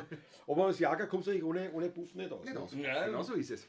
Und es ist ja so, also wir können ja, wir beide als Künstlerseelen, die natürlich nicht morden können. Also, weil wir nicht dürfen, nicht? Aber wir haben große Erlebnisse beim Schießen gehabt. Also, gell? Wir zwei fahren dabei. Ganz an vorderster Front dabei, ja. Wir haben vor einigen Jahren gespielt für Der Glock haben wir gewonnen, ja. ja, und mit 77 mit Sturmgewehr auch. Haben wir im vorderster Dings dabei. Ja, ganz viel. Und zwar war das damals gespielt fürs Verteidigungsministerium, Ja. also für eine Abteilung. Und das war in Mistelbach. Waren wir? Totenhauer. Ja, genau. Sind schön mit dem Bouncer spazieren gefahren, war ein Rotbouncer, herrlich war es. Mir zwar Allergie, Früher. was der und mir durchs Feld, gib mir mehr. Gestaubt hat Ja. es wieder. Und also das war, wir haben für die gespielt und die Idee war, also wir sind da mit dem Bus mitgefahren und haben da also dieses ganze Programm mitgemacht und dann haben wir im Weinkeller von der Kompanie haben wir dort noch aufgespielt. Und natürlich war der Schießen auch dabei, nicht? Und der Patrick, nicht? Also ein verhinderter, nein, komplett untauglich von bis unten. Der ist ja, der ist ja auf die Welt gekommen und gesagt, der ist untauglich. Haben wir Der nie ist untauglich. einberufen. Ja. Und ich war ein Jahr freiwillig, ich war ja EF, ne? Aber nur einen Monat lang, weil dann haben sie mich rausgehauen, weil ich halt auch irgendwas krank war. Und dann haben sie mir gesagt, wir sind ja schon zu teuer gekommen. Also gut. Also zwei komplette Versager, was das Militärische betrifft. Aber die Glock haben in die Hand gekriegt, 2 Ziele, gell? 2 Ziele, 10 Schuss. Und der Patrick schießt 8 Treffer von 10, ich schieße 8 Treffer von 10 und alle anderen, ich glaube der meiste war nur mit 6 Treffer. Mit 6, ja genau. Alle anderen versagt. Und der Unteroffizier hat zu mir gesagt dann, na du Talent? Sag ich, nein, Otter kriegt. Und dann kam es zum... Ehrlich vorbelastet. Ich muss sagen, ich habe ja schon geschossen früher, du hast ja auch schon geschossen früher gehabt, ne, beim Bundesheer. Ich Das ist aber nicht geschossen. Ich war ne? schon eine Waffe in der Hand gehabt, Gott sei Dank, früher einmal nicht. Der Das Waffe, war der Waffe, ich siehst nicht, da gibt keine Waffe in der Hand.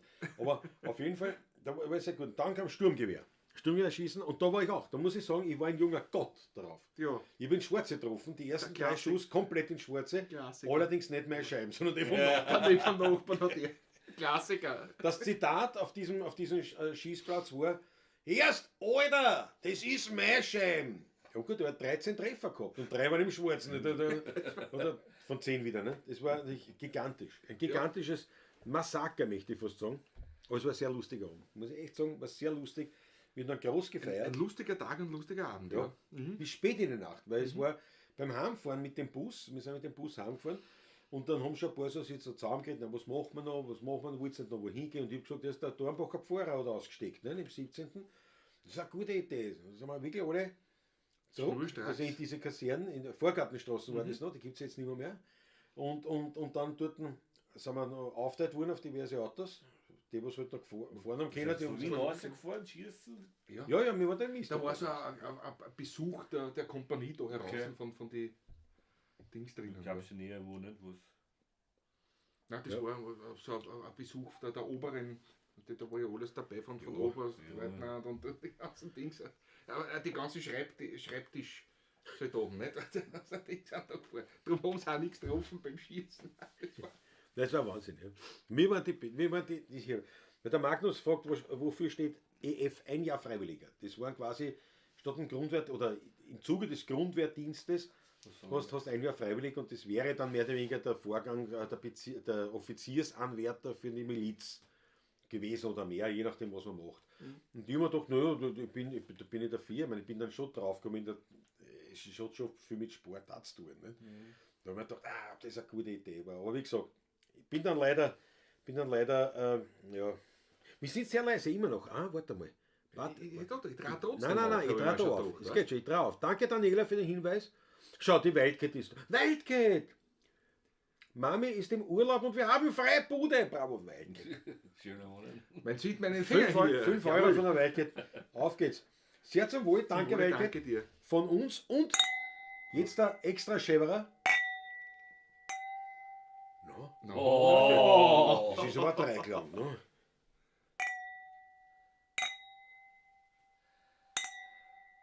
Gleich fast. Ja. Zum Ja, Wohle. gut. Zum Wohl, dank der Wildcat, Weltklasse.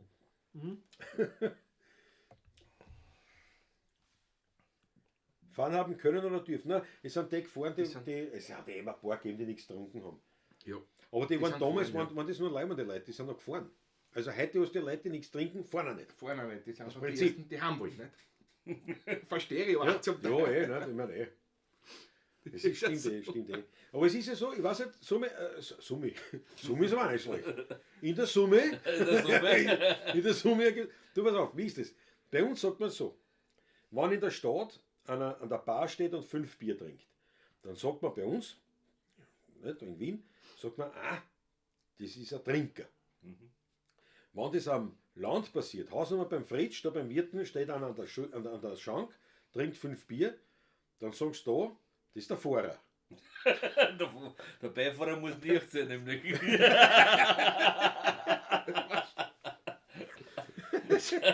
Warte, ich sag gar nichts sonst dazu, aber. Sag's ich. Wir trinken nichts beim Fahren. Nein, beim Fahren nicht. Nein, nie, noch nie. Noch nie. Beim Immer Fahren nur noch vorher. Also check. Oma Roy, Svita guckt nach dem zweiten. Oma Roy, Svita guckt nach dem zweiten Ei oder Küken. Wildcat, das übersteigert meine Fähigkeiten, diesen Chatbeitrag zu entziffern. Aber sicher leibend. Aber schau, zum Beispiel der Wolfgang hat das schon geschrieben. Jäger, so wie ich es verstehe, sind auch Jäger. Es ist die sinnlose Kriegsmaschine, um was da geht. Ja, stimmt. Ja, Bin genau, ich auch so. so ist es. Man, die brauche ich nicht fragen, ist eh klar. Weil Wir sind uns da einig. bin absolut. Und ich muss sagen, ja, es gibt sicher schwarze Schafe, aber ich habe ja, nachdem ich ja in der buckligen Welt auch mein Haus habe, ich habe jetzt so viele in den letzten 10 Jahren, ja, klar, 11 Jahre, 11 Jahre, ja. bin ich ausgezogen oder habe draußen, ich habe so viele Jäger kennengelernt und also und auch da, nicht? Kettlersbrunn hinter, ich habe so viel kennengelernt und ich habe keinen einzigen kennengelernt, von dem ich sagen könnte, nein, ich weiß nicht. Ich weiß nicht, das könnte ein bisschen ein Trottel sein in dem Punkt. Bin unter Dulner Buch auch schon. Da habe ich auch schon. Da haben wir sogar ja. gespielt, gell, für Jäger, ja. Ja, stimmt. Also da muss ich echt sagen, das Klischee, was es da gibt, sagen wir auch viel Jäger, dass es ein paar Depperte gibt. Aber ich habe tatsächlich noch keinen kennengelernt. Ich habe tatsächlich noch keinen kennengelernt. Gut so. Ja, Gott sei Dank. Also, ich meine, es sind nicht die Leihwanden bringen natürlich auch ein Wildschweinkäse, das ist mir ganz klar. Der Wies hat das ja nicht eingefroren. Oma Roswitha von Sani und Mutzi. Bravo, Wildcat, jetzt kenne ich mich aus. Alles klar. Immer im Broder bin ich beim Schießstand, Sniper, 15 Meter Steier. Die Maggie. Maggie, ja, super. Siehst du, das sind nicht unsere Tablatschisten, ne? Das ist halt, was soll ich das sagen? Wenn du die Maggie kennen würdest, also knockert er glaube ich 35 Kilo. Ich glaube, er sagt sogar schon nicht für mich. Aber ich hab das Bild leider nicht mehr ganz da. eine Liebe. Aber sie hat uns ein Bild geschickt, was angelegt hat, ja. Ja. Magnus Sterzing, was? Also einjährig Freiwilliger, ja. Ja, das war das. Hast du es jetzt auch noch, glaubst du, einjährig Freiwilliger? Weil ich war ja eingerückt, da hieß es ja auch noch Wehrmann. Und jetzt heißt es ja Rekrut. Ja. Jetzt ist ja, nein, nicht wegen der genderneutralen Sprache, Rekrut. Und früher war es der Wehrmann. Und das war so leid, ich bin eingerückt mit einem, der hat Kassen Wehrmann. Großartig, ja. Und das war schon grandios. Das ist echt klar. Ja, da bist du angesprochen worden als Wehrmann. Ne? Ja, nicht, das war nicht Weltklasse. Wehrmann! Name! Wehrmann! Und bei mir, und ich war. Das ist immer ja, und das war für den. Entschuldigung, ich hasse mich. Ja, für den war es leibend jetzt. Nicht? Wenn er jetzt ein Steirer oder seine Kinder, weiß nicht, welche hat, aber wenn der jetzt einruckt, ist leibend, aber das ist Rekrut Wehrmann. Das geht, aber Wehrmann ist natürlich schon mal hartes Los. Ne? Was am Sofa einen Unteroffizier erwischt. Der Pech, ja, das ist lustig. Aber ich muss sagen, also wie gesagt, ich war nicht ein Monat. Ein Monat war ich offiziell, also im Oktober. War ich, Oder nein, da war ich, nein, gar nichts, Wehrmann eben. Nicht? Ich war nur einen Monat. Du bist ja nicht einmal gefreut da noch, ja? Na, gar nichts, aber das wirst du irgendwann später dann. Nicht? Wie es bei uns waren, nämlich in die 8 Monate, in 92er Jahr, die was sie verpflichtet haben auf ein Jahr, sind im 7. Monat als Gefreiter. Ja, im 7. Ich war nur einen Monat. Ich war nur eins. Du warst ja auch 8 Monate nach, oder? Nein, ich war nur eins, weil wir uns Einen Monat ausgekommen. haben sie Komplett nur einen Ja, Monat. ich war nur. Unglaublich. Nicht einmal die Grundausbildung geschafft. Unglaublich. Stellte sich während der Grundausbildung heraus. Und Furchtbar. während während dieses einen Monats war ich ja 2 Wochen im Heeresspital. Und dann Der war hat halt abgepackt. Nein, Ich habe ich das so war verstanden, länger. dass er nach die 8 Monate nur Nein, einen Monat. Nein. Bin gleich. Also ich bin eingerückt, warte mal, das war die erste Woche, dann war die zweite. In der zweiten Woche bin ich schon eingeliefert worden. Bin ich erstickt im Felde. War sehr unangenehm. Bin auf jeden Fall eingeliefert worden. Dann bin ich noch mal kurz außer. Da bin ich aber auch gleich wieder eingeliefert worden.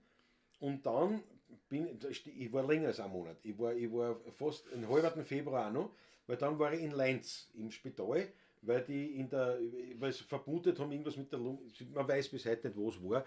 Anzunehmen ist es eine allergische Reaktion, war irgendwas. Und ich habe keine Luft gekriegt, bin halt da drinnen. Und da war ich eben beim Spezialisten, Lungenabteilung, in Leinz. Beim Wanke. Damals heißt.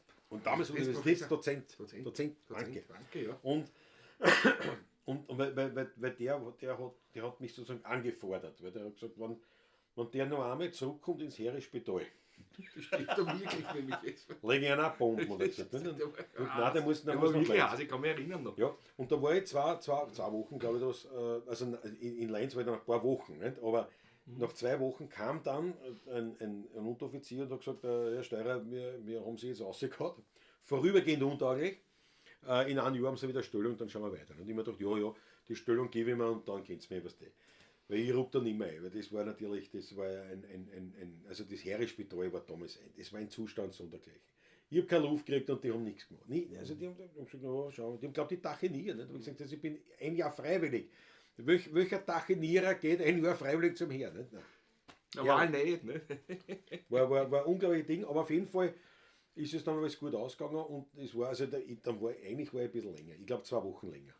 Also sagen wir mal 6 Wochen war meinen Dienst. Und da war es jetzt so, durch Leinz und so weiter, nicht, habe ich auch noch in den 6 Wochen so viel gekostet wie ein Grundverdiener im ganze 8 Monate. Also insofern, ja, um's mit dem.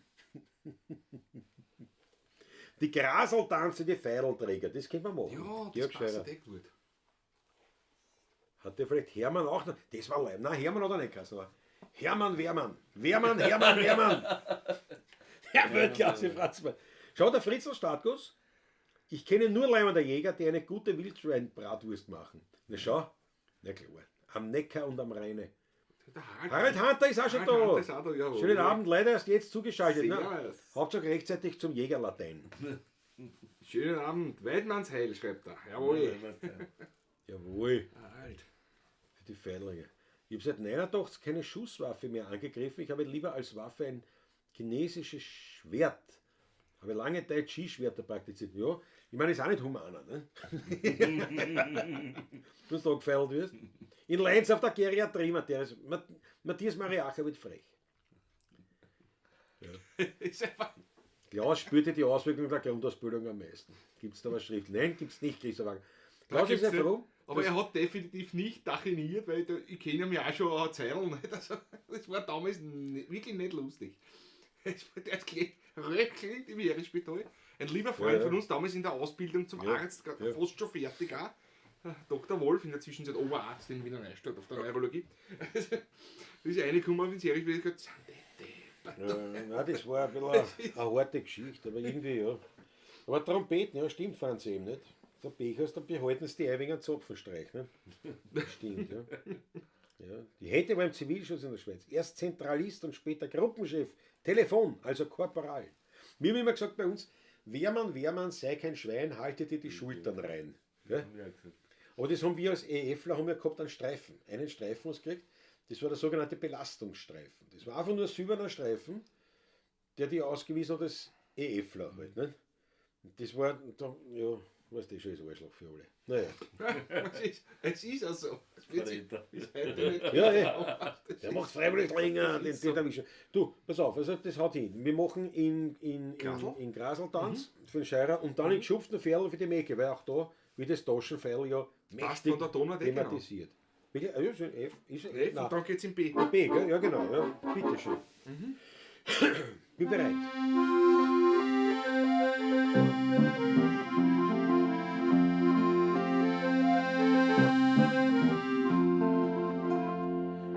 Ich trau mich in den Händen, sitzen Gräber drinnen, sind schwarze Männer, Leid umbringen. Die haben mich direkt friesen, mein Kuh in Ruhe sagt schon mir, jo. Aber der Leute Teufel, der sind toleriert. Aber den heute Teufel, der sind toleriert.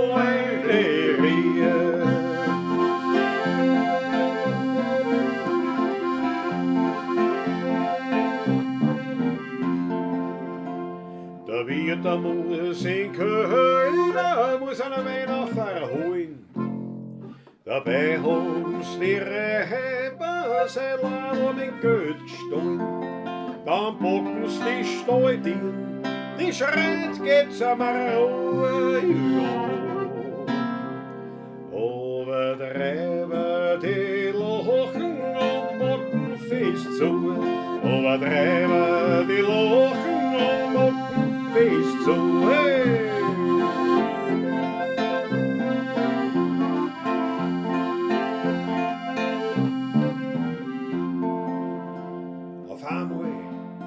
Geht die hier rauf, kommt der Grasleine. Der schreit, es verloren, hucht's ja grad auf mich. Los geschwind die Tieren los und geb's dem Wirten sein Geld, jo. Aber der Räber wird das ist ja falsch gesungen. Wir holen uns vom Rechenleid oder sind wir sonst noch viel.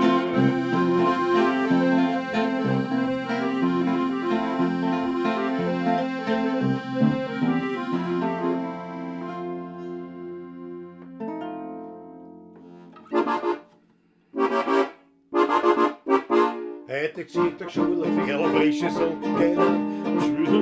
Das ist so elegant. Schmiert die feste Brillatine seine Locken an. Muss die Schuhe nach der Haare sitzt gewandt. Bei dem Domser draußen in den Lerchenfeld ist Perfektion. An der Ecken trifft der Tante mit, sie was abcheckt das beliebte Pinnergürtel vor den Hals. Ihre Kleidung ist wie seine ganze Zeit und schick, sie hat beinahe echte Perlen um den Hals. Bei dem Domser draußen in den Lerchenfeld ist Perfektion. Domser hin, also gar nichts. Ich war viel zu früh. Jetzt geht's. An der Ecken trifft der Tante mit, sie was abcheckt das beliebte Grillgürtel von den Hals. Ihre Kleidung ist sie seine ganze Zeit und schick, sie hat beide echte Perlen um den Hals. Bei dem Domser draußen in den Lerchenfeld ist Perfektion. So gehen die beiden mit vergnügtem Sinn zum Domser hin. In der Garderobe sehen sie ein großes Schild. Die Gäste werden höflichst gebeten, die Tanzlokalität ohne Messer zu betreten. Da legt ein geschupfter Pferdl, ohne lange zu reden, sein Taschenfädler hinter mit, sie hat im Taschenlehner als drehen.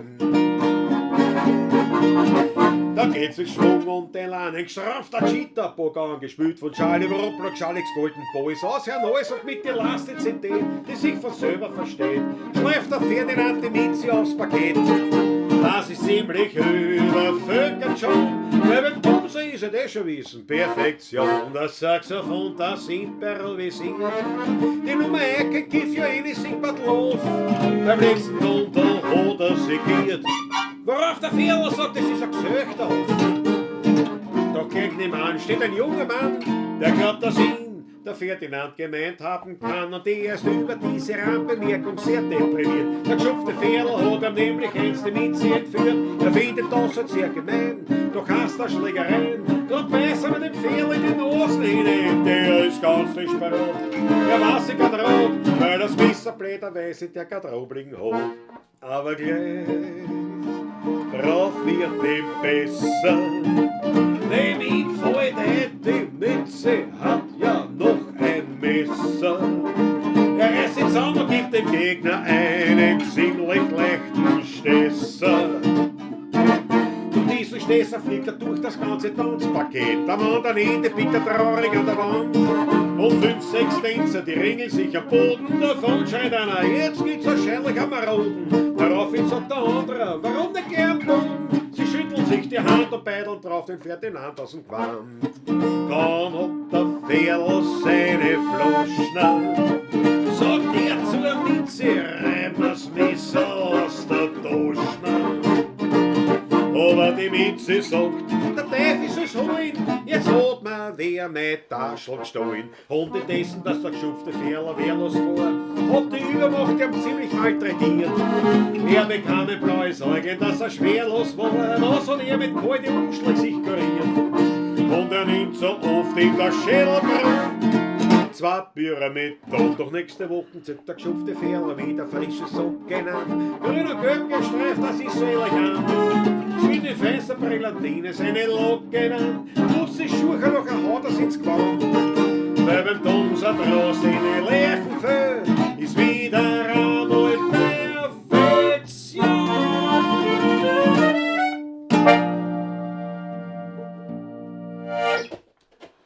Jawohl! Schon lange nicht mehr gesehen, habe die Ehre. Viel Text. B-Dur, auch noch. B-Dur, mein Lieber. Peter, Magst du noch Bier haben? Nein. Achtel, Ferl schon lange nicht mehr gehört. Ja, geschupfter Ferl, schon ewig nicht mehr gespielt. Auf das habe ich gewartet. Ist schon da auch, weißt du? Schau, Grasli, Glöckerlpartie waren meine Lieblings-Wiener Lieder als Kind, sagt die hätte. Glöckerlpartie können wir machen. Brunner geschrieben von Baltinger vorgetragen. Ja. Rock'n'Roll. Nach der Safety-Car-Phase geht's wieder. Was ist das wieder, die Safety-Car-Phase? Der Franz, eben, was meinst du mit der Safety-Car-Phase? Leibend. Und dass die Mieze mitgedacht hat, ist das Leibendste. Ja. Die Weg ist super. Hast du gesehen, großartig. schon mal die Geschenk, was ich gekriegt habe zum Geburtstag? Vom Wolfgang. Wolfgang. Hast du schon gesehen, Nein, gell? was er nächstes Jahr zum 50er ist. Er braucht einen Bagger. Ja. Ja. Schau, einmal, nicht, wenn Ja. man mit dem arbeiten kann. Ist das noch. Ich habe keinen Platz Wegen mehr. Abtransport. Warte mal, wegen Abtransport. Und dann natürlich, was zum Üben schon. Ja, Das ist super. das. Gleich muss man anfangen, nicht? Ja. Nein, ich sehe schon. Wirklich begeistert bist du nicht. Ich sehe schon. Ist jetzt klar wieder, ne? Nein, Jetzt klar. zum Üben. Zu üben passt schon. Das ist ja. Nächstes Jahr, wenn er einen Mini-Bagger kriegt, wirklich. Also, Ja. Ich will so einen Mini-Bagger haben. Aber mehr kriege ich im Grunde nicht rein und mehr werden wir nicht leisten können. Aber ich sammle jetzt schon für meinen 50er nächstes Jahr, einen 50er in einem Jahr genau. Aber einen 50er. Und dann, das ist leibend, da steht Big drauf. Big. Also da Big aufschreiben ist. du musst dem Gießen vielleicht wachsen, warte. Ich glaube nicht. Ich glaube nicht. Aber wird klar. Was sagst du, gell? Super. Ich hab die Soll besten. ich dir die Käse abnehmen dabei? Nein, oder nein, was? das lege ich da rein. Dir gebe ich gar nichts. Weil das ist doch Befürchtet, was ist was? So geht's mir. Selber essen mag die sagen. So sind meine Gäste. Vollkommen richtig. Dein Hänger beim Pferdl. Dein Hänger. Na, warte mal. Mein Hänger beim Pferdl. Achso, mein Hänger. Hat der Dings, Ach ja. so, ja. Ja, genau. Ein bisschen ein Safety Car Car-Phase, ist schon, hat schon funktioniert, das Du, Safety Car, ja. Ja, so lange nicht gespielt und dann steigst du direkt ein. Und ich mir gedacht, boah. Und dann heute wirklich, ich bin ja da liegt der Blunzen, da liegt da die Käsewurst, die wünscht mir einen Käsewurst. Der Sohn ist da, ein Gast, wo ich mich besonders zusammenreißen will. Der Es Party. geht schon schief. Es ist Und da schreiben sie ein und da ist nicht, ja, man ist ja abgelenkt. So, ne? so wie es wird, so gehört. Ja, Ja, vollkommen sehr gut gesagt. Bravo, einmalig auf das Trinken. Schön, dass du verbessert hast. Ich freue mich wirklich erst. Zum Wohle, Jawohl, Klaus. jawohl. Zum Wohle auf euch. Kannst jederzeit kommen. Mit diesen Präsenten bist du immer gerne gesehen. Ja. Wir trinken eh so sparsam erst für das, dass ich nicht mit dem Auto fahren muss. Ja. Nein, eben, nein, ich halte mich zurück, ich will was zum Essen da.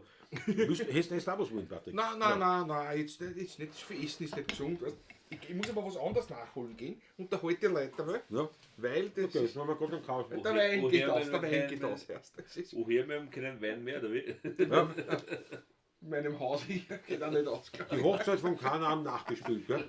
Die braucht Ist ja gar ganz- nicht. Haben wir das weg oder?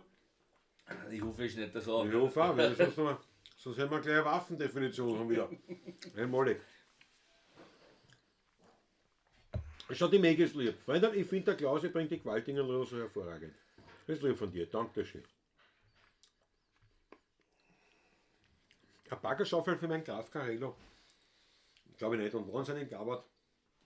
Er hat ja nichts zu zahlen. Ich habe so ein Tuk-Tuk, weißt du, das Elektro-Tuk-Tuk. Vom Lagerhaus. Ja. 3 Euro. Ja. Das ist super. Die passt bei mir exakt, wenn ich hinten aufmache, unter die Wippsäge rein. Exakt. Das ist wie ausgemessen. Kannst Holz aufschneiden. Gell? Ja, und ich lege das an. Weißt, da kommen die Scheilen, fliegen nicht runter, fallen nicht runter, werden nicht, sondern die werden abgelegt bei mir. Fein säuberlich. So schaut es aus. So rennt es in der buckligen Welt an. Ich weiß nicht, wie barbarisch ihr Brennholz macht, aber bei mir nicht. Ich schneide alles in Chefdrucken. Genau.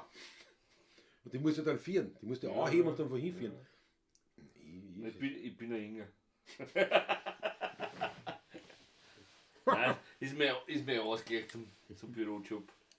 Ja, aber mir taugt das auch. So, Garten halt so Holz machen. Mein Gott, nein, ja, ist sehr leibend. Patrick lebt von Wein und Brot, ja, der hat nur Brot gegessen bis jetzt, gell? Schaut so aus. Ja, wenn er nicht hergreift. Bei uns in Telfs, sagt der Magnus, ist ein großes Liebherrwerk. Dort werden unter anderem Bagger produziert. Hat er einmal die Werksführung vergessen. War echt interessant. Magnus, da muss er sich rutschen legen. Weil, Besichtigung.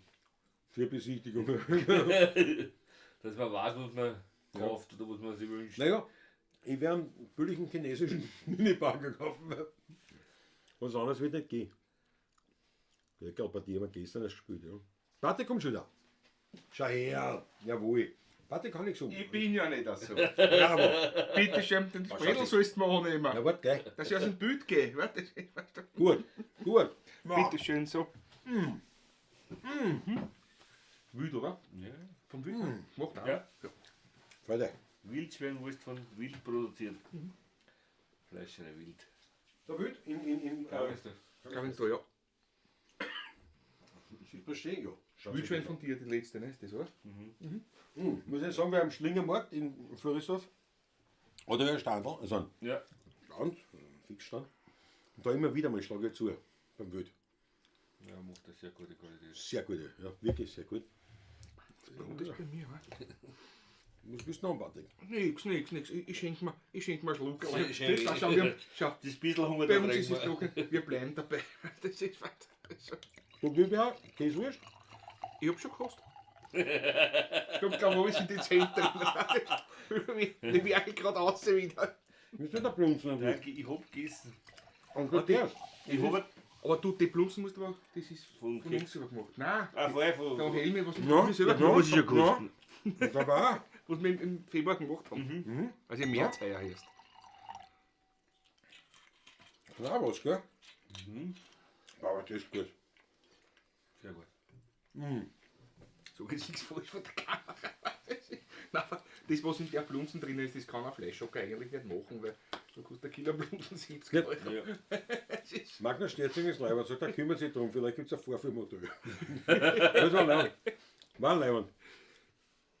Aber der Franz Brandwein bringt jetzt einen Punkt natürlich, ja, Alter, ich kriege einen Hunger. Wie so oft bei Pamela. Gut, oft nicht eigentlich. Entweder wir sind in Eibestall oder wir sind beim Klaus in der Klause in Botschenau, da essen wir immer was, aber die meiste Zeit sind wir in Wien im Studio, da essen wir nichts.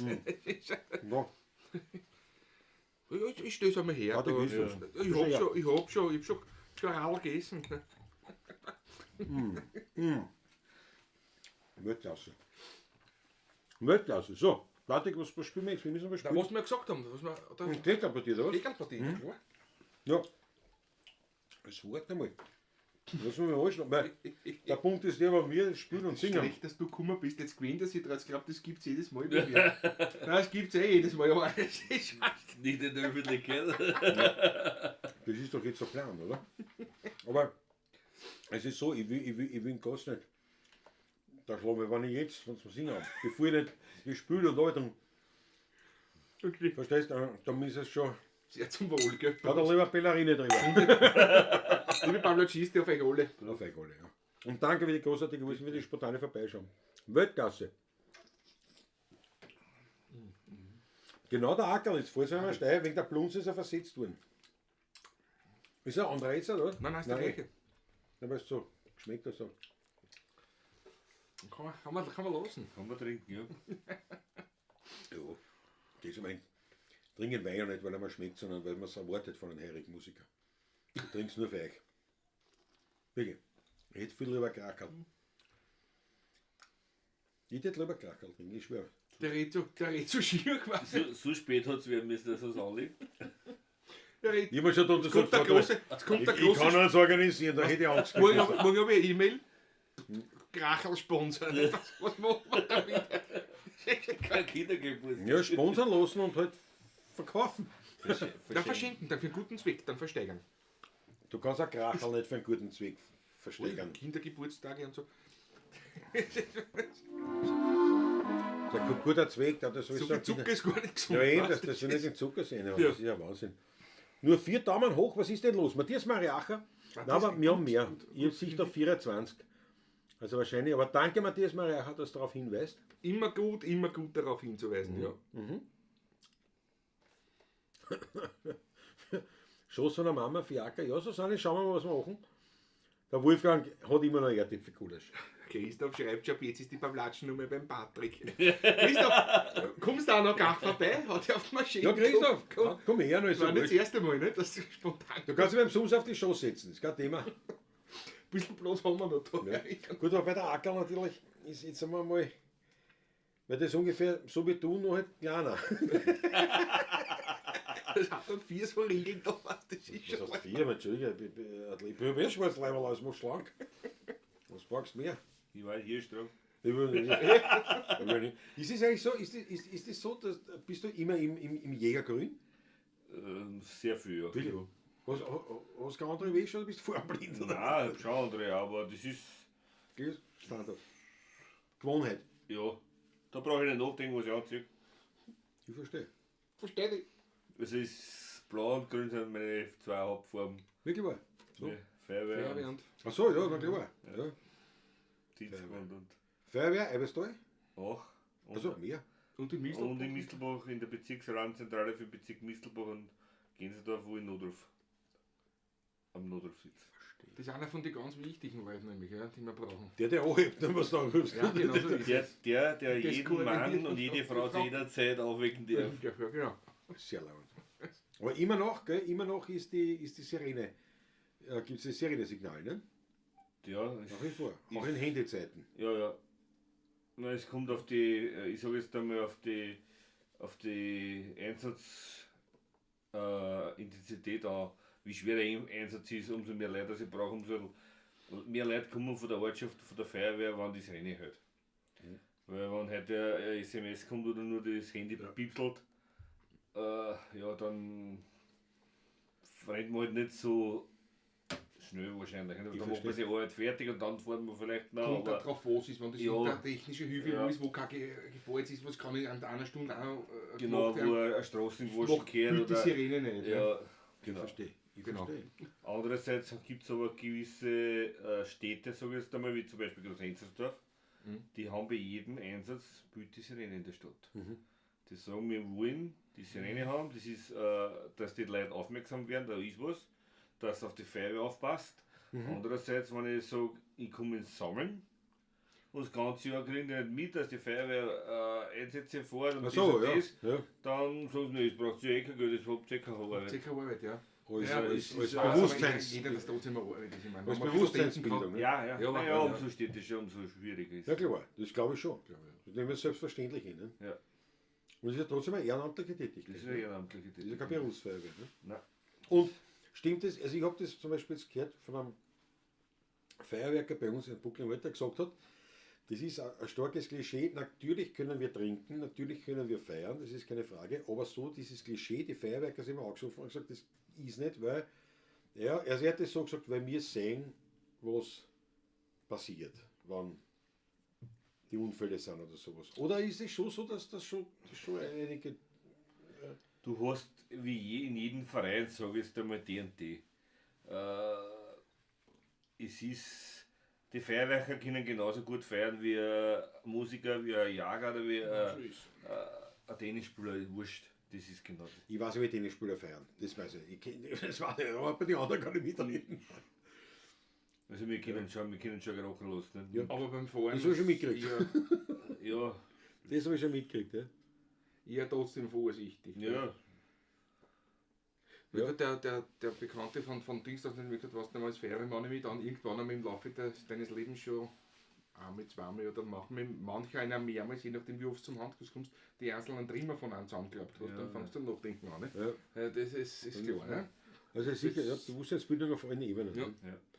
Der Sterzinger meint, die Kiedelfalten, die kann ich nicht, die kommen leider nicht. Die Kiedelfalten, ein schönes Liebeslied vom Neuwirth. Daniela Schlögl fragt, mich hat das schon immer interessiert, nach was das ausgesucht wird. Wenn die Sirene geht, bei uns in Steyr fast nur bei Hochwasseralarm, sonst scheinbar nicht. Aber gut, Steyr ist wieder groß, ne? Das ist, ich meine, in Wien geht ja auch keine Sirene. Ne? In Wien gar keine Sirene, sehr Ich meine, Wien ist jetzt sehr groß, ja, aber ja. Ja, also in Niederösterreich ist es auf jeden Fall so, da entscheidet die Feuerwehr, die örtliche, wie die Alarmierung vor sich geht. Ich verstehe. In dem Sinn, ob nur die Handyalarmierung ist, die Batch-Alarmierung oder Sirenenalarmierung ist. Ne? Weil ich kann das beobachten bei mir in der buckligen Welt, weil ich hab einen akustischen Zugang zu drei Feuerwehren, also zu 3 Gemeinden, also nicht Gemeinden, Kirchschlag, Botschenau und Ungerbach. Urbach, ja. Und tatsächlich ist so, dass ich die Feuerwehrsirenen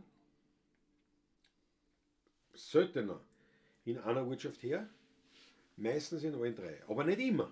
Und jetzt denkt man, wäre es eine Erklärung für mich, nicht? Dass ich sagen, ja, wenn ich natürlich alle brauche oder wenn ich mehr brauche, meistens was die Bundesstraßen oder Die Ja, Hauptbundesstraßen es war früher die Meinung, dass man die Sirene 3-mal hört, ist er braunt.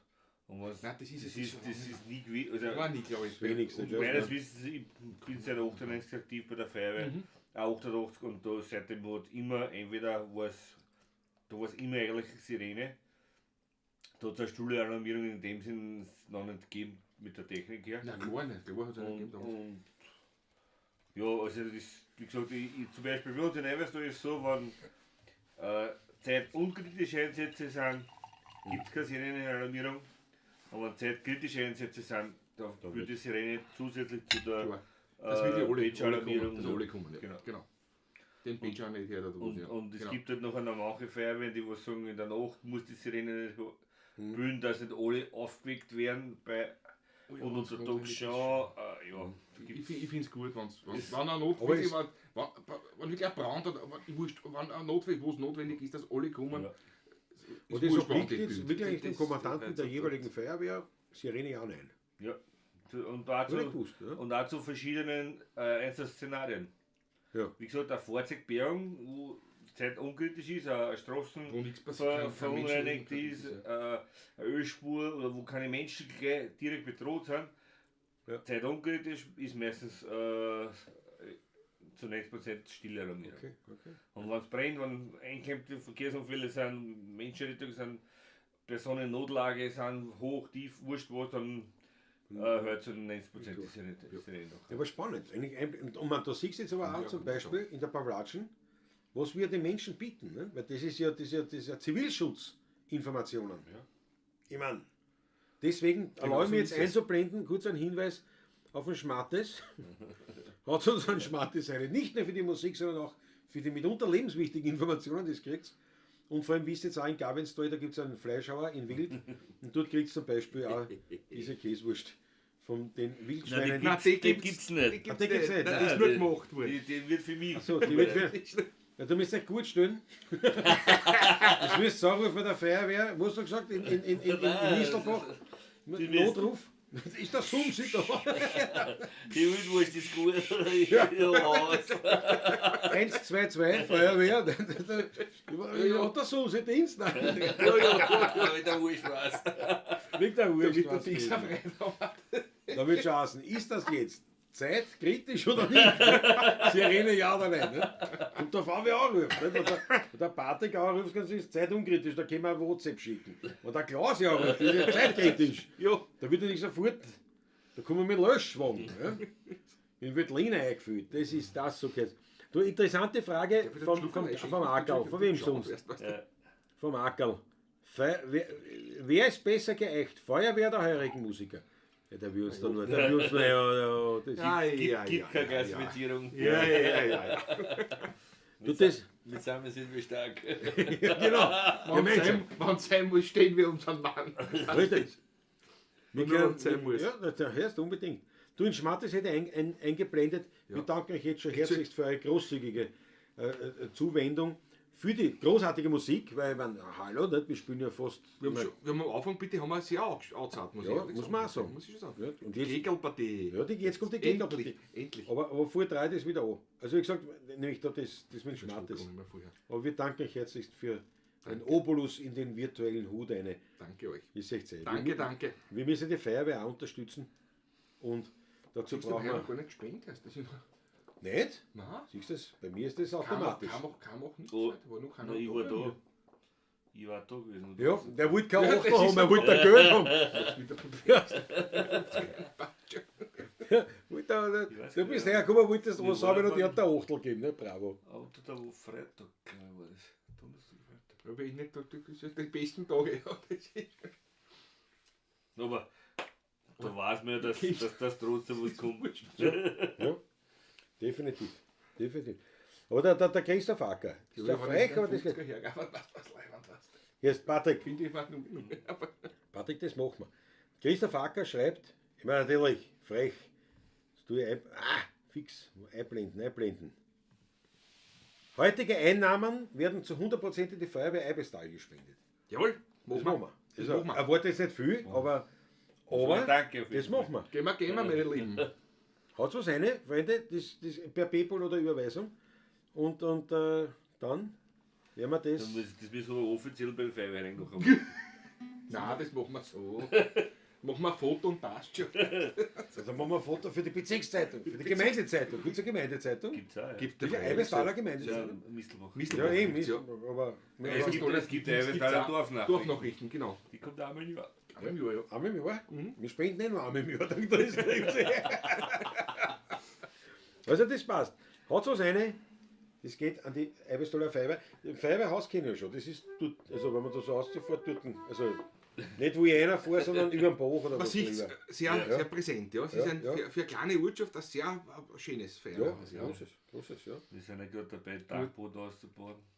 In Dachboden, was machst du, Schlaflager oder was? Nein, das ist wieder ein Lehrsaal mit so ca. 40 Leuten. Ja. Bist du gescheit? Und eben WC-Anlagen und also eine kleine Küche-Ding.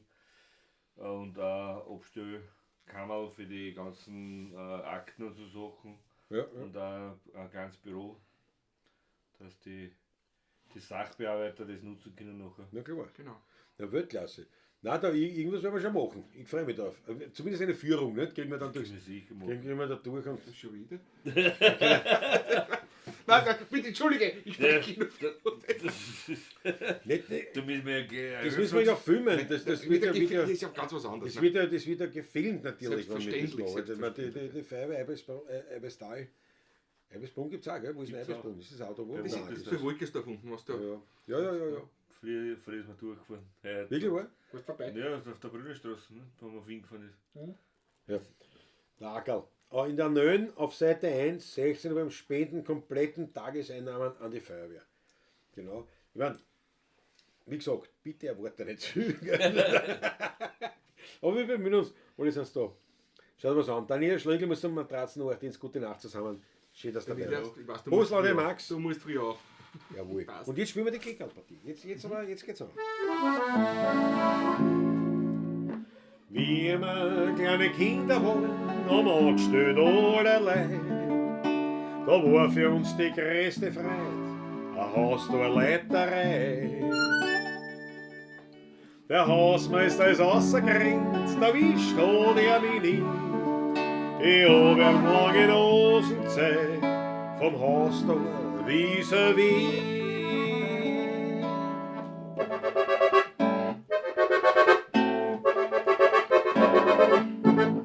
Eine Klickerlpartie war das Höchste für mich. Leider kennst so eine Freude nur als Kleiner. Eine Klickerlpartie, der was leid, der war ich. Nur wenn's groß bist, ist alles dein. Und hab ich manches Mal so meine Schimpfer kriegt, das war mir die Garde wert. Das war mir die Garde wert. Und hat die Frau Mama mir öfters auch nicht zischt. So war das nie. Der Hausmeister, weil der hat mich nicht erwischt bei meiner Klingelpartie. Der was leid, der war ich. Du warst groß, bist das alles dein. Aber die Leute so jetzt dabei.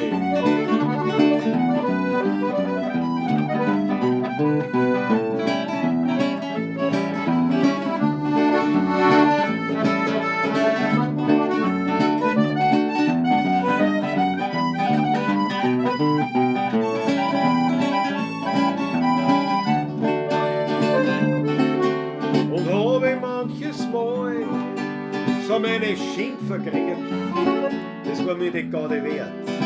Das war mir die Garde wert. Und hat die Frau Mama mir öfters eine zischt. So war das nie. Der Hausmeister, weil der hat mich nicht erwischt bei meiner Kickelpartie. Der was leid, der war ich. Nur wenn's groß bist, ist alles dahin. Nur wenn's groß bist, ist alles dahin.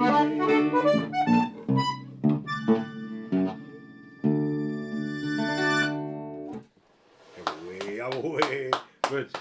Und schau, Danke, Ackerl. endlich Live-Applaus hier. Für den guten Zweck, 5 Euro für den 5 Euro guten haben wir Zweck. schon. Dankeschön. Haben wir schon. 5 Euro haben wir schon. Also du mit den anderen 5 sind schon mal 10. Das sind schon mal 10, ja. Naja, und dann müssen wir jetzt schauen, was so in PayPal reinkommt und für die Überweisung. Sonst die Überweisung reinkommt heute. Ja, genau.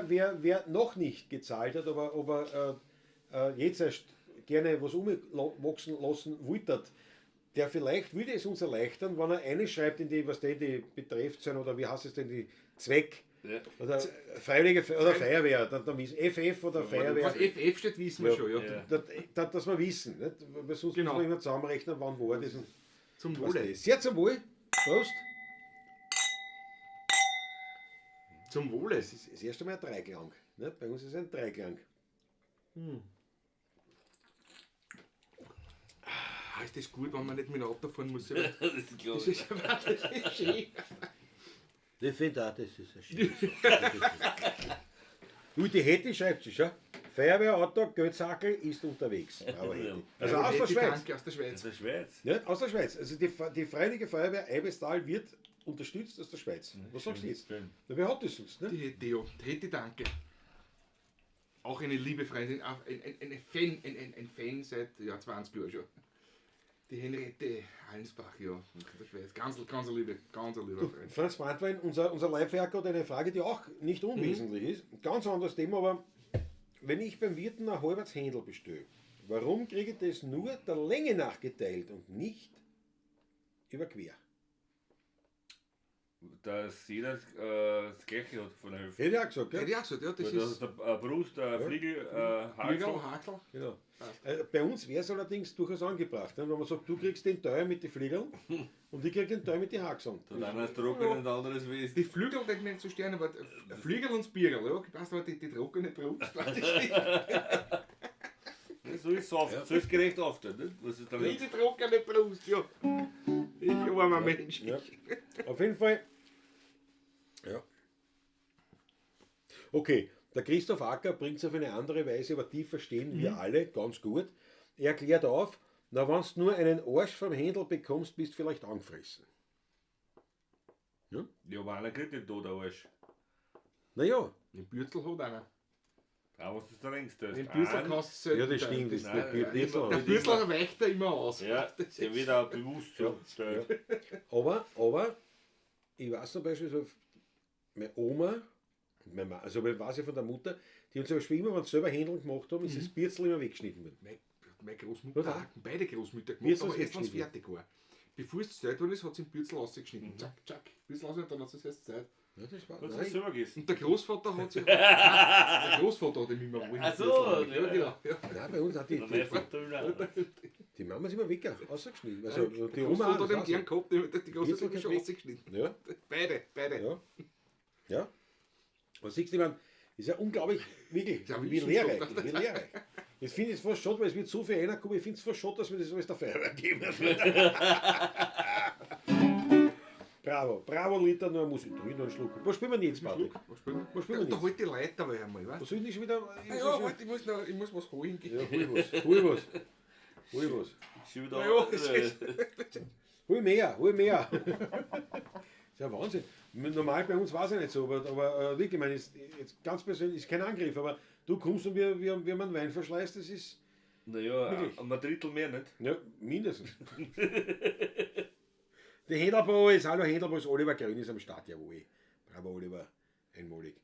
Du, das ist aber du sag mal, jetzt muss man jetzt, ich meine, weiß jetzt schon natürlich mit dem Patrick den Kontakt, aber du bist ja relativ oft in der Pavlatschen auch, sicher immer wieder. Nicht? Der Christian Summerauer immer wieder mit einem sehr freundlichen Gesicht, ne, mit dem Original gesehen und dachte, mein Scherz, man war aufgeregt. Lieber ein Freund verloren als ein Point in den Sand gesetzt. Ja. Ne? Aber wie taugt, jetzt musst du aber ehrlich jetzt reden, du musst ehrlich reden, wie taugt das und was gefällt dir an der Pavlatschen, man da was gefällt dir?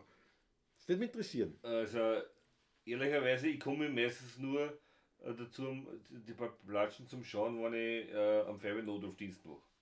Da rennt es in den Hintergrund mit und dann kann ich immer wieder Neuigkeiten erfahren über euch. Und, also, wie gesagt, das echt Wiener Lied habe ich ja bis vor Patrick nicht kennt.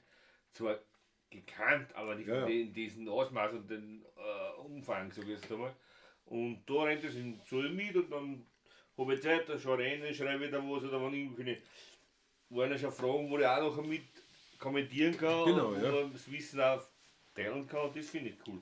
Ja, Das ist schön, ja. nicht gleich nur Musik, das ist plaudern über irgendwas, manchmal sehr interessant für einen, manchmal wenig interessant, Genau, aber ja, das ist, du, und die Musik, das Wiener Lied, hast du jetzt ein bisschen einen Bezug dazu gefunden? Ja. Oder sagst oder? na schon. Ist schon, gell? Ja.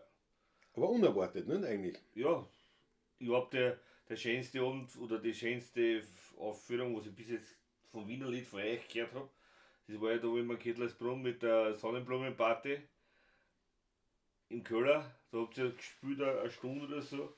Das war ja grenzgenial. War das. Ich kann mich da erinnern, aber es ist, oh ja, nein, die Zitronenparty. Ah, Zitronenparty, Ja. ja. Ja, genau, das haben Ja. wir draußen im Garten Draußen gespielt. geworden nach hinten, ja. Richtig. Das war.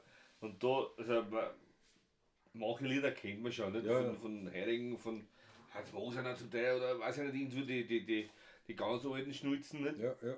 Aber ich hab auch nicht geglaubt, dass es so ein großes Repertoire ist. Nicht? Ja, nein, es ist gewaltig, ja. Aber muss ich ehrlich sagen, es haben ja auch viele Wiener, die das gar nicht wissen, nicht? Und die sind auch überrascht, was das Wiener Lied eigentlich alles, also was da alles Ja, mitgeht ja, oder was da kann, ja. Da taugt man sehr. Also haben wir ein Wiener Lied-Fan ein bisschen an, zumindest. Ja. Haben wir, nicht, das ist es. Das müssen wir der Stadt Wien ja hinlegen, nicht? Müssen wir so schauen, wenn es uns nicht gab, Ja, der Sumse wissen gar nicht, dass das so leibend ist, zum Beispiel. das ist, da gibt es wahrscheinlich sehr viel. Ja, Es ist immer schwierig, dass man sagt, ich habe auch schon Gedanken manchmal gehabt, nicht? Feuerwehr, wenn wir das an Hering haben, dass wir irgend sowas einmal einbauen, eine Stunde, zwei, oder so, dass, wie das aufgenommen wird, oder sonst irgendwo, nicht? ja, Aber ja. es ist halt, ja, voriges Jahr war ja fast was geplant gewesen, nicht? Mit dem Wandertag oder was hat der Patrick gesagt? Du Wandertag war ich nicht dabei. Wandertag habe ich nicht kennen, weil da haben wir gespielt. Ja. Ach so, da haben wir, Ja, ja. aber da war irgendwo, Der aber 15. August oder irgendwann haben wir einen ich Frühstück. meine, normal ist dann der Wandertag in Everstal der letzte Sonntag im September. Immer der letzte Ja genau, da Sonntag. haben wir irgendwo gespielt nämlich, genau. Und darum weiß ich Also das nicht. September. Der Michi hat mich angerufen. Ja, Ist ja leider nicht Aber ausgegangen. schau, Uli Slonek aus Helsinki. Schmattes ist unterwegs. ja. Also auch Helsinki sponsert die Feuerwehr in Eibestal. Ja, Helsinki war Gut so, gut so. Stockholm war ich schon. Ja. Wo Helsinki, genau. Der Bruder war jetzt in Finnland. Natürlich auch jagen. Nein, ne? Oder auch was? Er hat in Muss ich dich fragen, weißt du? Jagderlebnis gehabt von 4 Tagen, vor 5 Tagen. Aber leider, also zur Strecke hat das nicht. Ist nichts, ist ausgegangen. Ja, gut, okay. Das funktioniert ja. Das ist ja eine ganz andere Mentalität da oben von der Jagd her. Das wird ja ganz anders betrieben wieder In Finnland. in Finnland.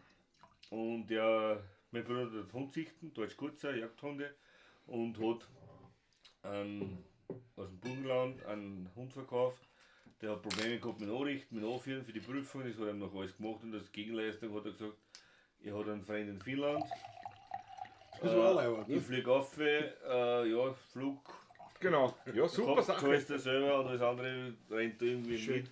Und sie waren Elchjagen und er hat eine Elchkur schon in Visier gehabt, sage ich jetzt einmal. Aber da wird abgewartet, ob das Kalb dabei ist oder nicht.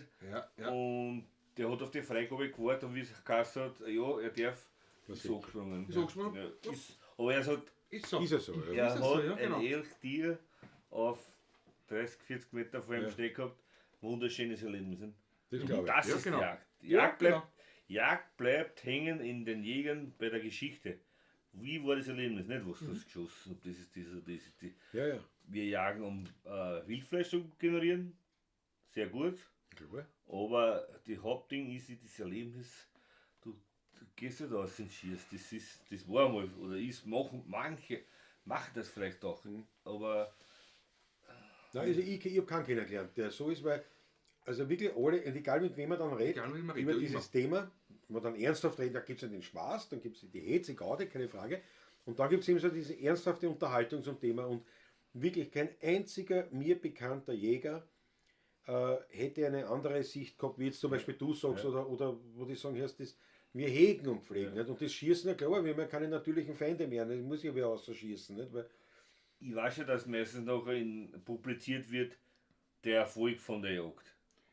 Das gehört aber auch dazu. Aber Das ist ein Teil davon. am wenigsten, ich denke mir das halt Teil aber, davon. jetzt da habe ich zum Beispiel Weingarten gespritzt gegen einen Referbiss, dass die Weinbauern nicht so viel Schaden haben hin und her.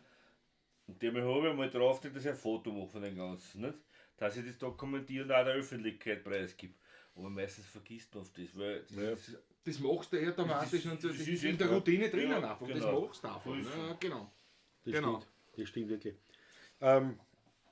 Pass auf, jetzt wissen wir natürlich, ein Feuerwehrlied kennen wir keins. Feuerwehrlied willst du jetzt wirklich Nein, nichts. was ich auch kann, ja. Jägerlied auch nicht, aber Wüdererlied. Wildererlied natürlich. Ja. Wildschützenlied, das Wieder sind kannst du viel länger sein wie bekannt, Jager, nicht? Ja, aber es gibt also Jägerlied, obwohl ja Wobei gerade früher Wien. bei Ja, den alten Wildschützen, früher wie das war, vor 100, 200, 300, 400, 500 Jahren, war ja das auch was anderes. Das hat ja auch mit Ehren, da ist es wirklich darum gegangen, dass Das die ist Leute ums Lebensmittel nichts zum Fressen gehabt haben. So ist Und haben den Grafen und den Adel einfach ein bisschen was ausgeschossen, dass sie was zum Überleben gehabt haben. Das hat ja mit einer Wilderei, wie es heute ist, dass es um reine Trophäenjagd Gibt's geht. oder viel irgendwo, Wilderer in äh, Österreich, ne? Gibt es noch? Ja, Wilderer. Es gibt noch immer wieder Wilderer, ja. Also es wird in westlichen Teilen Österreichs Gibt's mehr, ne? wird noch immer gewildert. Ob es jetzt der Grund ist, dass man Lebensmittel hat oder die Trophäe hat oder ein anderer was zu Fleiß tut. Oder was zu Fleisch tut, ich glaube, das ist das meiste wahrscheinlich fast. Weil bevor nicht der, weiß ich nicht,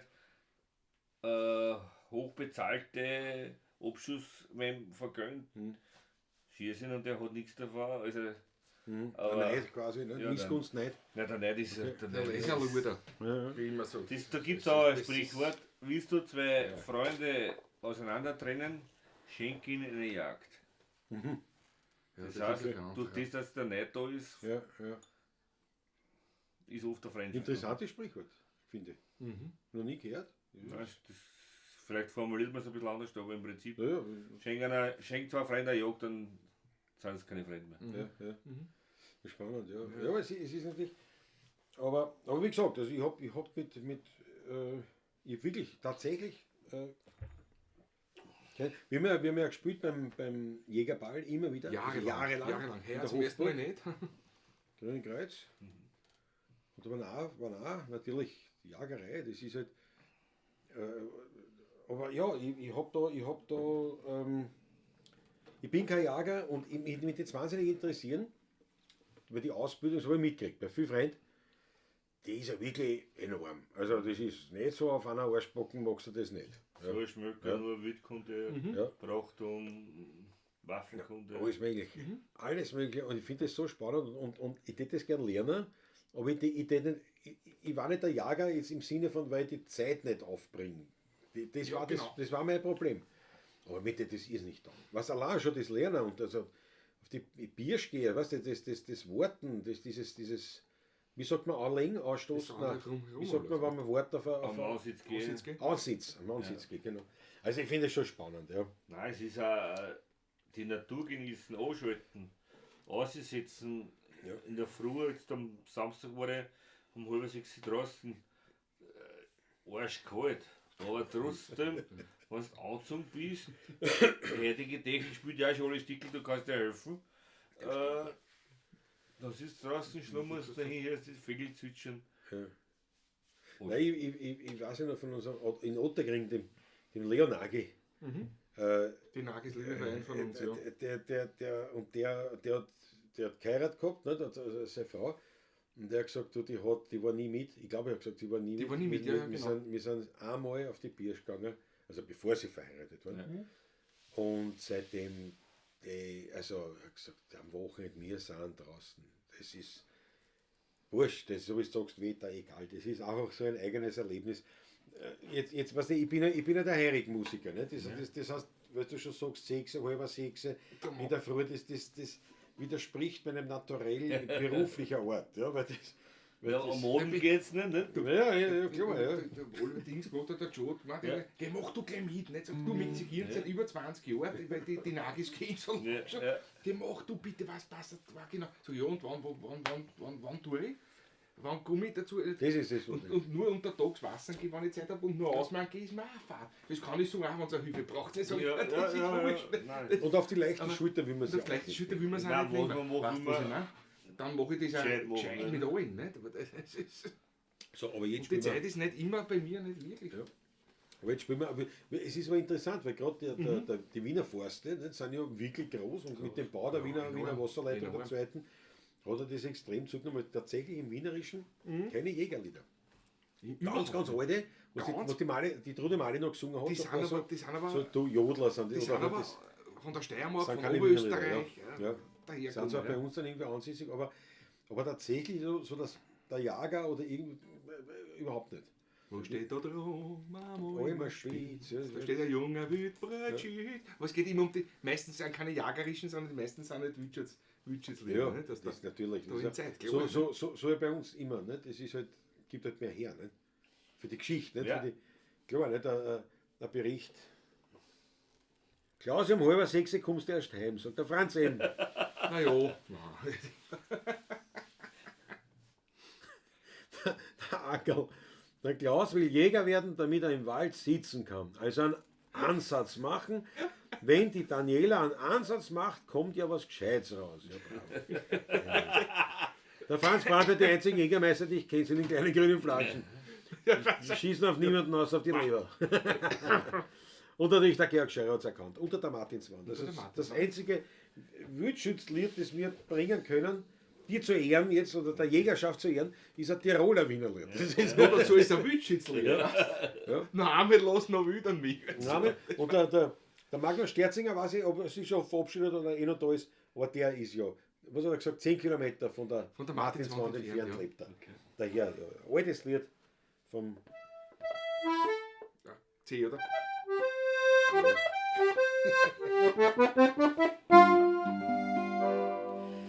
Der da so erzählst, die Leute im Mut, war in ein Wildschütz einst verliebt.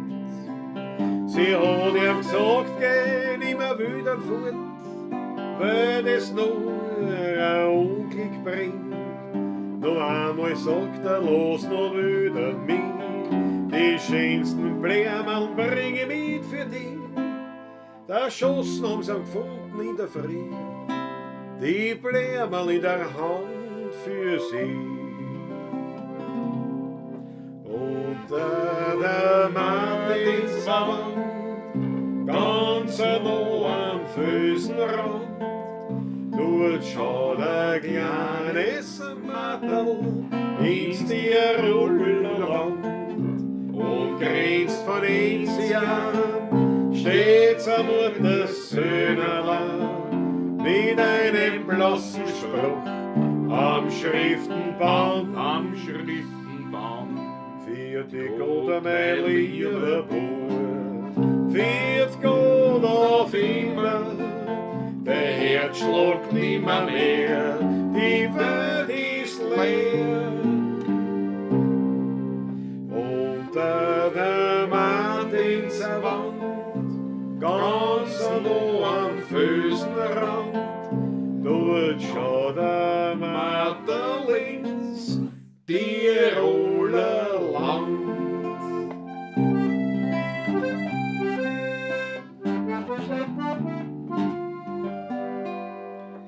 Jeder Wanderer, der vorübergeht, bleibt bei dem kleinen Marterl stehen. Er zieht seinen Hut und spricht ein Kurzgebet, kann er dann weitergehen. Der Wind ward leise übers Marterl hin und bringt ein Gruß vom Tannengrün, Tannengrün, ja. weil er ein guter Freund von Wildschütz war und gespült hat in sein blonden Haar.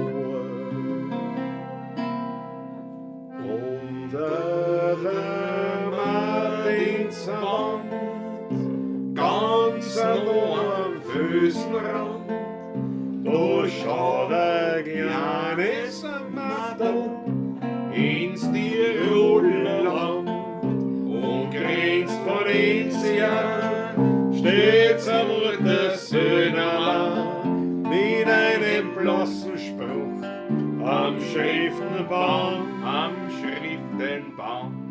Für die Gott, mein lieber Bub, für die Gott auf immer, der Herz schlägt nimmer mehr, die Welt ist leer.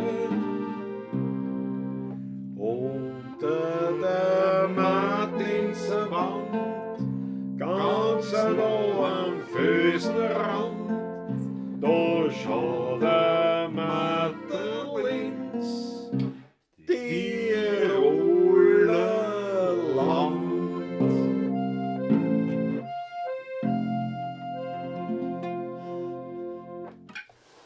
Dankeschön. Eigentlich ein Wünschenslied, aber Ja. kein Lagerlied, nicht? Aber ein Ja, schönes sogar. schönes weißt du? Lied.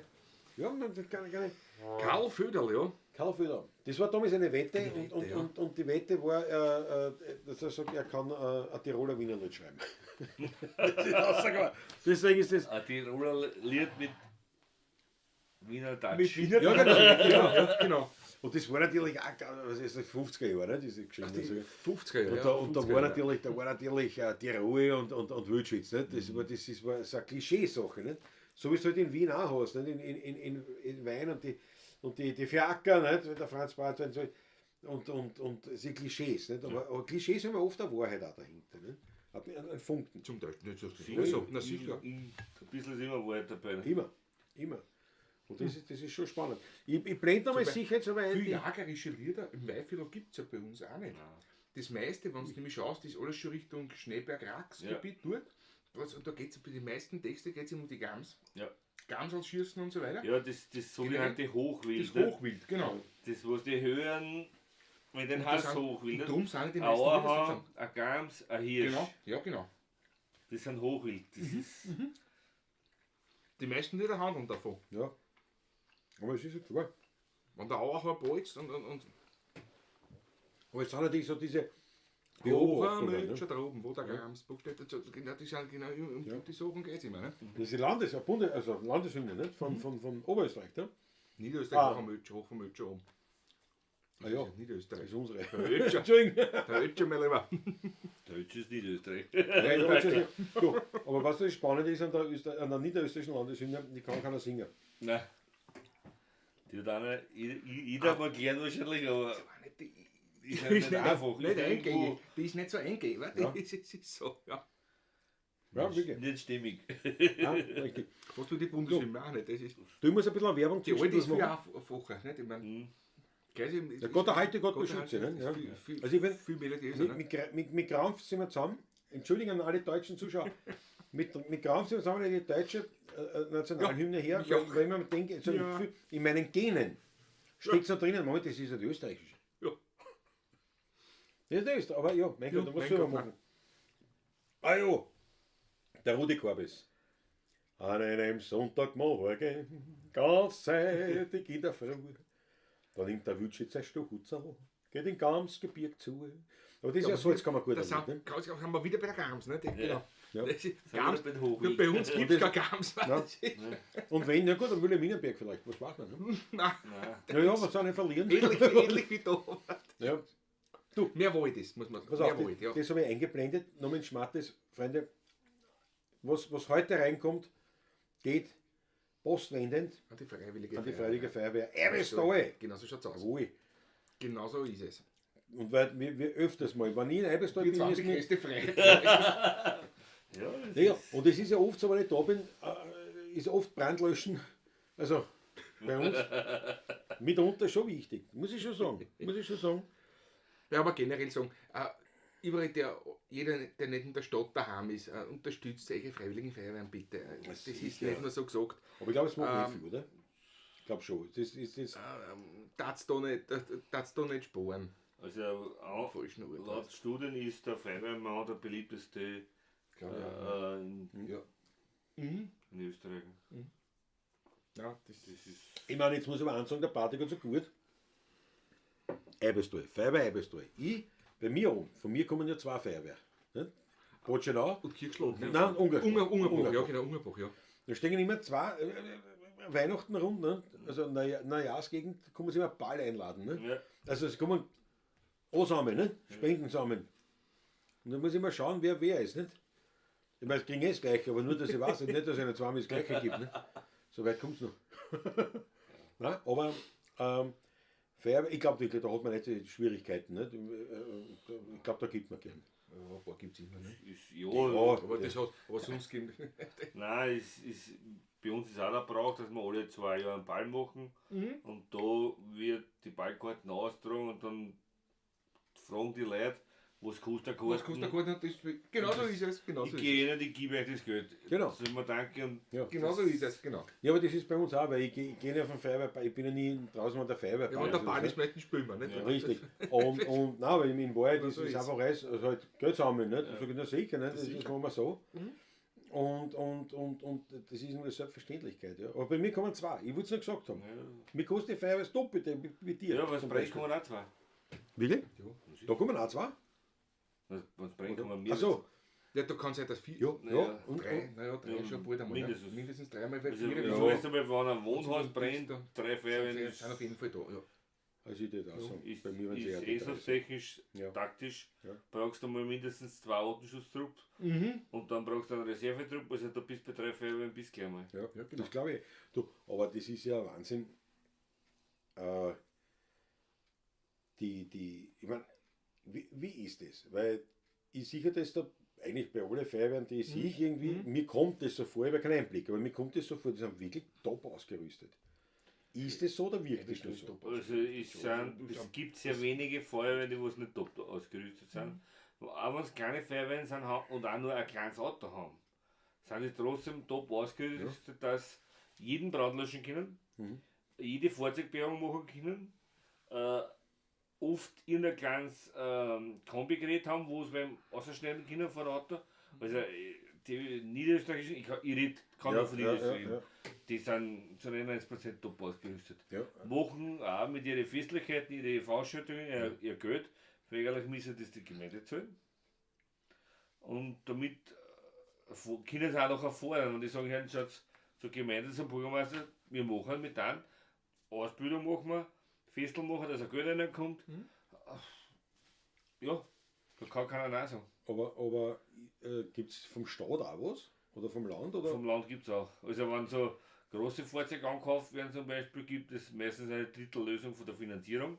Gemeinde, Feuerwehr und Land. Und da gibt es immer wieder so Aktionen, wenn das Land macht über die BGB so Aktionen, da werden, weiß ich nicht, 20 Transporter gleich gekauft, Ah, okay. dann kosten die weniger Ja. und dann gibt es auch wieder so Dinge. Ich verstehe. Aber ja, es ist ja nicht. Aber wo kommt das meiste Geld rein? Bei uns in Eiberstell durch die Veranstaltungen.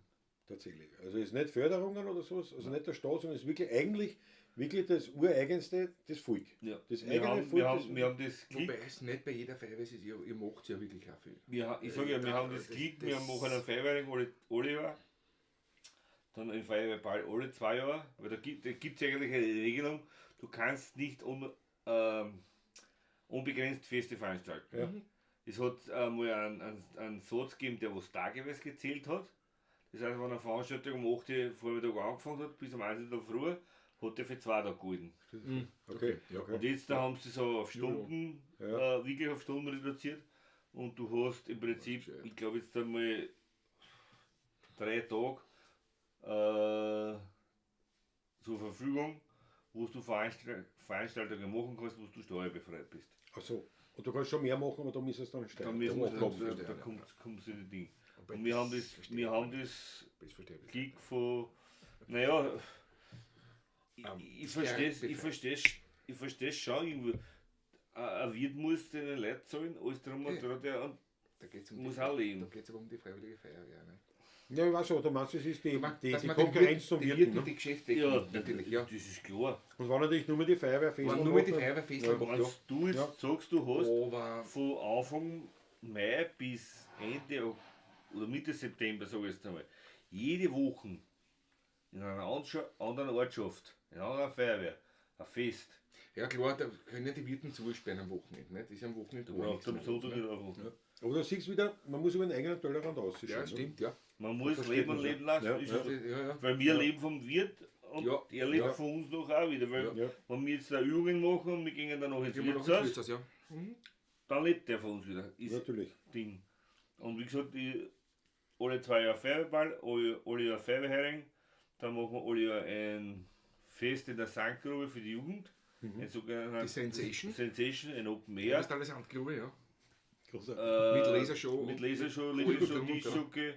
Nie Zeit gehabt, ich habe immer gespielt, ich bin Auch- immer erst heimgekommen in der Früh um auch- 2, da war noch Batzen Licht. Auch mit Showdown Beschwerden mit- und andere. Ist so. Ich bin ja wirklich knapp dran. Ja, aber du bist besoffen, liegst nicht im Bett. Aber- Nicht aber- so viel mit dem Auto heimfahren. Achso, Entschuldigung.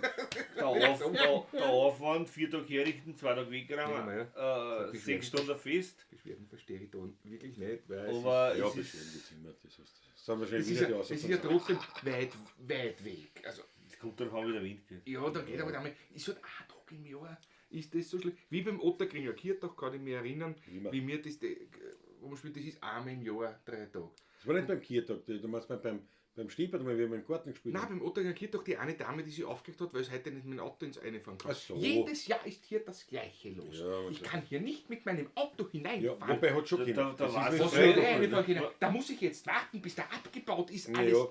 Ja, Aber dann das war- warte halt einmal. Nein, aber das hat ja einen anderen Grund. Das ist dort, weil das in Noch dem mehr Bau wohnen, Wahrheit, das sind die alten Schwarzen und der Kirtag wird von den Roten gemacht. Nicht? Und da ist natürlich klar, die Schwarzen müssen sich natürlich akkurat aufregen. Nicht? Ich denke mal, was auf, wenn bei mir unter Kirtag, ich stehe unten auf der Tag und bin schon dabei. Bin schon dabei. Du, ja, aber das sind unterschiedliche arme Leute, das ist halt so.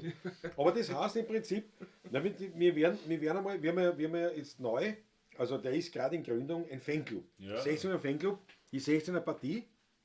Der Polier hat heute zu. Ich weiß aber noch immer zuschaut aus Bad Hofgastein, dass der Polier ist der Präsident. Also, Ja, ne? Der ja. Polier ist der, und, Rolando, Sperrkaiser. und das war dann zum Beispiel schon mal. Ist der von Siedler? Ja, Genau, sieh du, ja, ja, genau. der macht ja das Wienerli-Festival. Ja, nicht? ja, genau. Genau. Aber der hat einen Hauptberuf ja auch. Ja, Ach so, also, Ja, nämlich Polier vom Fanclub. Ja, und da, das ist schon zum Beispiel, das war schon eine Geschichte. Wir machen einmal, wenn Sie ein Feuerwehrfestel macht, so dass dann müssen ein paar Fans von den 16 mal einreiten. Und da treffen wir uns ungezwungen beim Feuerwehrfestel und trinken für den guten Zweck. können wir alles einmal Ja. irgendwie. Ja, Brauch ich nicht ja, du alleine brauchst trinken. nachschenken. Brauch ich nicht alleine Du brauchst nachschenken, den Rest machen wir. Das ist mein nächstes. Soll das leichter wie trinken? Ja, Ja. machen wir schon. Warte, wir müssen wieder spielen. Wir müssen mal spielen, weil wir sind zum Spielen auch da. Zum Spielen sind wir schon da, aber schon der Stoff geht aus, her, die Tische. Das ist Ich weiß schon, muss ich schon austrinken? Ist das ein Eicher, gell? Ja, freilich. No. Bist du da? Gieß. So, Rutsch. ich trinke Wasser. Das ist das erste Glas Rutsch, Wasser. machst du Wasser auch eigentlich? Ich Ja. nicht gefragt. Ja. Du, aber schau, wir haben schon so viel getrunken. Das, Das ist wirklich... das Wasser, was ich trinke, das kann ich verzichten. Wir sind ja heute schon, Eine ehrliche Antwort. schon angefangen. Bernhards Mittag. Okay. Nein, ganz eine gemütliche Besprechung Mittagessen gehabt. Weißt? Erst Christian Sommerauer schreibt, ich bin dabei. Also? Hast du das geschrieben oder? Nein, ich hab da Ist die die Karin. Karin schreibt. Karin, servus, grüß Hallo. dich. Ich hab daheim in den Computer aufnehmen lassen. Ja, steht, bin dabei. Ja. Christian Sommerauer. Ich hab mir gedacht, Alter, bist du ja der Wein stark. Mensch, ich immer schon da, das gibt's ja nicht, das ist ja da. Was heißt das? Kann nur die Karin oder die Katharina sein. Ja. Also wer ist... Karin oder Karin? Die Karin. Ja. Karin Also- wahrscheinlich. also- Die ihr Studie geschlossen ist, da ist gleich von dir. Nein, ich mein, aber da wollen wir natürlich verlangen, dass du dich auch wirklich preisgibst. Schreib, wer da ist. Nein, willst du die gar nicht sein. Ja, über Nacht, mein Patrick, ist klar, Fernsehen. Da machen wir Zeltlager. Herein im Wohnzimmer. So einen guten Namen möglich, nicht noch hinaus. Unterbrochen haben wir es immer die Leute. Aber es heißt schon, solange es beim Freiwilligen Feuerwehrfest das halbe Grünhändel da längst geteilt wird. Jawohl. Nein, gibt's keins. Es gibt nur Kotelett. Gib mir Kotelett. Ja, Kotelett, bravo. Aber Kümmelbraten. Kübelbrot Jawohl. gibt's auch, Die Karin ist da, jetzt hat schon geschrieben. Ja. Hat schon geschrieben, die Karin ist da. Bravo, Karin. Trink mal Karin- keinen Schluck auf die Karin. ja. Ich bin schon getrunken. No, Der trink für schon ja. ein zweites Mal, no? Jawohl. Ist es jetzt so Karin schwer, dass auf du zweimal dich. was trinkst auf die Karin? Überhaupt nicht. Ich brauche eigentlich nicht mehr fahren. Ne? Aber ich glaube von mir her unbekannterweise, oder? Kenne ich die Karin? Kennst Oh ja, von der Zitronenparty. du? Zitronenparty, ja, Das genau. ist eben jetzt der Punkt. Die hätte die auch kennen müssen. Oder? Wir sind zum Schluss noch, wie alle gegangen sind wir noch zusammengestanden. Und haben noch eine Flasche getrunken, weil es noch Ja, wenig war. Ihr Lach ist auch bekannt. Ah, die! Karin! Von manchen Schauspielern gefürchtet. Herrlich, herrlich. Der Wolfgang macht Schluss. Für dich gut. Wolfgang, danke schön. Und danke nochmal für dieses großartige Präsent. Danke, ich bedanke mich auch für den Klaus natürlich, also das ist ja wirklich ein Wahnsinn. Ne? Das ist leibend. Das ist leibend. Und ja. So, na Patrick, was spielen wir? Was machen wir noch? Was machen wir noch? Ich weiß noch was. Noch ein Sumsi-Lied, weil die Karin zuschaut und ein bisschen sozusagen, dass sie von anderer Seite mitgeteilt bekommt. Nicht? Was für ein Prachtexemplar da steht. Nicht? Die Burgen, ne?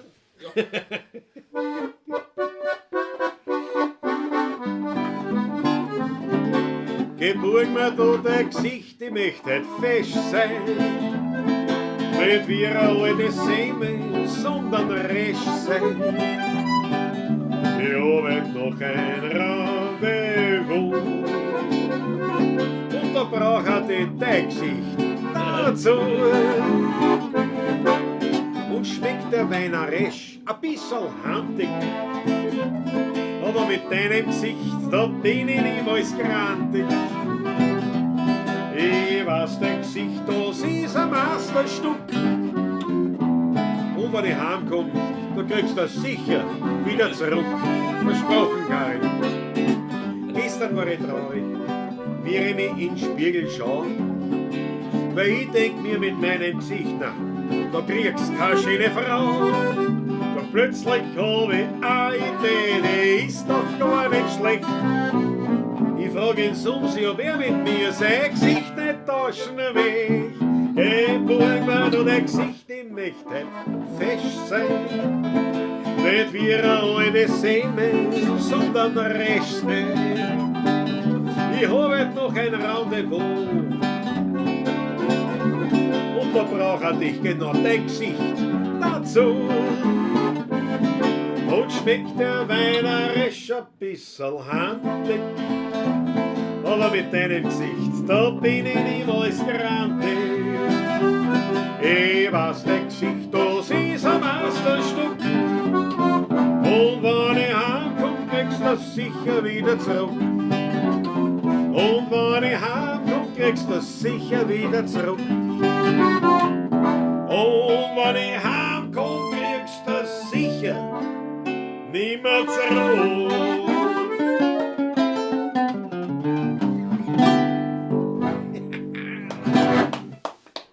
Jawohl, jawohl. weißt du jetzt noch. Jawohl. Aber ich habe auch einen Spruch. Schön muss nicht sein, einzigartig recht. So wie es Aber ein jetzt. schöner Spruch.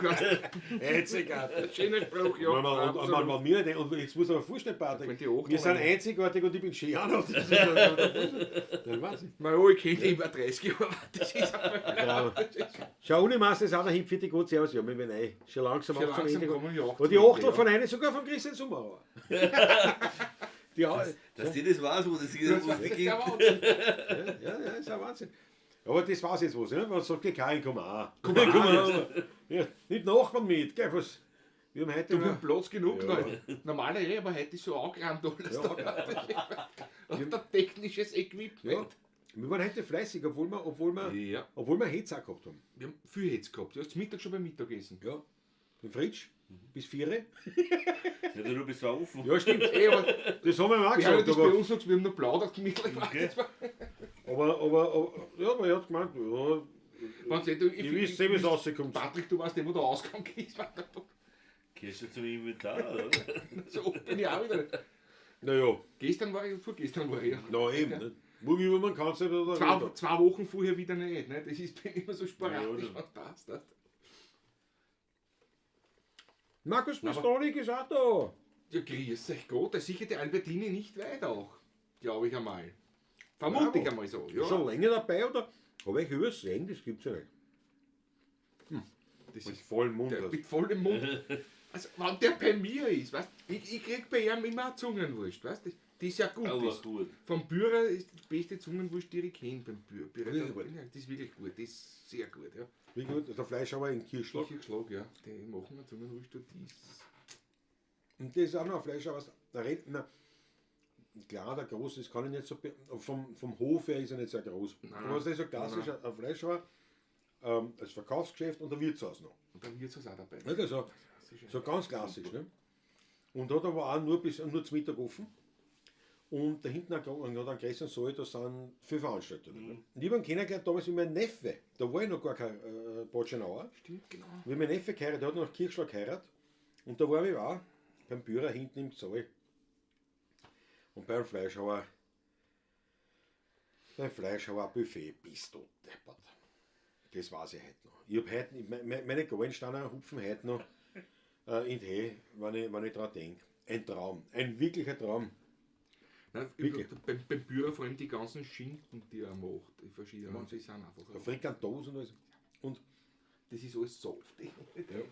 und ich weiß, der Marvihof, der von mir, also auf den ich auch sehen kann oder sehen kann, die haben ja auch wunderbar, die haben die Rinder. Und die haben ja seit wir sie kennen, gell, also ich sage jetzt einmal 5 Jahre locker 5 Wie Jahre. wir wenn nicht mehr. angefangen haben mit den 5 Jahren, 5 Ja. Jahren sicher, ja. Das Kanarium war schon fertig. War schon 5 Jahre. 5 Jahre, ja. Genau. Und seitdem, weiß ich, haben die gearbeitet, da so einen Schlachtraum, nicht? Einen eigenen Schlachtraum bauen. Und das ist natürlich ein Wahnsinn gewesen. Also der ist jetzt erst, also seit Dezember, glaube ich, haben sie, oder seit Jänner, dürfen sie Seit einmal heuer benutzen. dürfen sie ihn benutzen. Ja, die Auflagen muss Die die Wahnsinn. Auflagen waren Ein enorm. Wahnsinn. Allein schon war das mit dem Wasser das Problem. Die haben nämlich keine Ortswasserleitung gehabt, sondern nur ein Brunnenwasser. Und da brauchst du mit ganz spezielle Ja, das hat nicht passt. Und das hat nicht hingehauen mit Das dem hat Wasser nicht und Dings. Und jetzt haben sie erst von unten aufleiten müssen, die Wasserleitung, dass das überhaupt Immer. extra Zuleitung Wäre sowieso gekommen. Wäre muss man sowieso sagen. gekommen jetzt. Aber halt natürlich auf das uns warten müssen. Die ganzen Jetzt. Auflagen, wie du sagst, Wahnsinn. Wahnsinn. Und die haben vorher die Rinder gebracht eben zum Büro, Büro, nicht? ja. Weil das war der nächste Fleisch und Gemüse, Leibwand. Sie haben gesagt, das ist eine überschaubare Geschichte, das ist eine ehrliche Art. Oder gesagt, weißt du, weil das ist ja auch schwierig oft. Da Ne? verschwindet nicht irgendwas. Nicht? Das Und Da kriegst du dein Fleisch zurück. so ist es Genau ganz so ist genau. es. Genau Ganz so ist genau. Und, Du weißt aber sie haben halt gesagt, schau, das Problem ist natürlich, wenn ich Rinder habe. Ne? Und beim Fleischhauer, dort kann er es nicht hängen lassen ewig. Der muss ja, er braucht den Platz. Der muss es irgendwann hergeben. Und sie haben gesagt, und wir haben den Platz nicht gehabt zum Aufhängen. Jetzt natürlich mit dem Schlachtraum, da haben sie eigentlich auch den Fleischreifen, gekühlten, ganz Kann genau. nichts, ja, ja. Und haben gesagt, es war ihnen eigentlich das Rindfleisch immer zu jung, ne, zum Verkauf, was sollst du machen. Ne? Und jetzt erkennen sie es hängen und so weiter, also das ist ganz leibend. Und die waren vorher halt auch, haben beim Bührer geschlachten lassen, weil ich gesagt, du, das ist mit 10 Minuten. Schlimm genug, ja, weil bei einer leben die Rinder frei, nicht? Also das ist wirklich, die Kinder aufs Weit, das ist offener und dann muss trotzdem halt Du noch. musst das trotzdem eine da unter dem Oberfirn. Ne? Nicht? Und jetzt ist halt so, mehr oder weniger ist ja der Schlachtraum ist ja direkt neben dem Stall. Ja. Und das ist Wirklich quasi, ja, genau daneben. das ist quasi das richten so ein bisschen hervor, dass sie es akzeptieren als. Werden die Rinder im Schlachtraum geschossen oder gestochen oder direkt das- draußen? Nein, Das weiß ich gar nicht, aber ich glaube drinnen. Ich glaube, das muss Drinnen im drin, Schlachtraum. das Wir muss müssen- drin Nein, sein. es Ja, da muss muss irgendwas muss sein. ich weiß, manche machen machen das es draußen, draußen. ja. Mit Klarkaliber, nicht? Auszuschießen. Genau. Ja. Mhm. Aber in der da, Umgebung, das genau. klackt zusammen und die Ja, anderen zusammen, ja, dann das kriegst du gar gar nicht nicht. Oh, das ist halt Ding, okay, liegt da. Ja. Passt. Ja. Aber da gibt es irgendwelche Ja. anderen Auflagen, wo man sagt, das ist ein Ding. Aber sie haben eh ein Ding gleich daneben, das war das Leimernste. Mhm. Das aus. Aber nein, aber sie bauen quasi das ein oder versuchen das bestmöglich. Die Auflagen verhindern ja diese Humanität. Ja, Weil sie gesagt haben, die konnte ja, dass das so die ein Rinder ja Futterstück. durch die Schlachtraum gehen. Genau. Das war der Plan. Nicht? Aber das ist aber nicht so einfach. Das ist nicht so. Da gibt es immer irgendeine Bestimmung, die dagegen spricht. Ja? Da schau her, Markus Pistonik sagt, wir waren heute stille Beobachter, Karin, das war schon in den Federn. Da gibst du Karin morgen, wenn sie wieder aufwacht, ein Puzzle von uns bitte. Sehr, sehr gut. Bitte mach Ich das, freue ja. mich, dass du dabei seid. Ganz Also liebe Klaus Grüße, bekommt ja. von Patrick das selber gemachte Blunzen. Das nächste Mal dann aus selber gemachte Zungenwurst vom Klaus in der Klause. Schau mal, ob ich der Zungenwurst machen will. Ich kann schon eine machen, aber ich weiß nicht, ob die wissen. Mein Opa hat immer gesagt, ein Blunzen, ein Zungen ist ich nicht. Das hat ein Viech im Maul gehabt. Ich is lieber Eier. Panierte Stiereier ist nicht schlecht. Bin ich auch dabei. Ich hat von anderen Eier geredet. du Ach so. Aber Freunde, ich würde sagen, ich glaube, wir lassen es gut sein. Ich habe noch mal, Schon langsam, nein, ja. eine Werbung möchte ich machen. Liebe Freunde, die wollte ich schon viel früher machen, will noch mehr da waren, aber jetzt mache ich es halt. Jetzt, weil das liegt uns wirklich am Herzen. Ich Ja. blende es da ein. Das Jubiläumskonzert der 16er Buben, vielleicht vor die Eibes da ja. Dann am 21. Juli, ein Sonntag, zur Matinee nach Otterkring.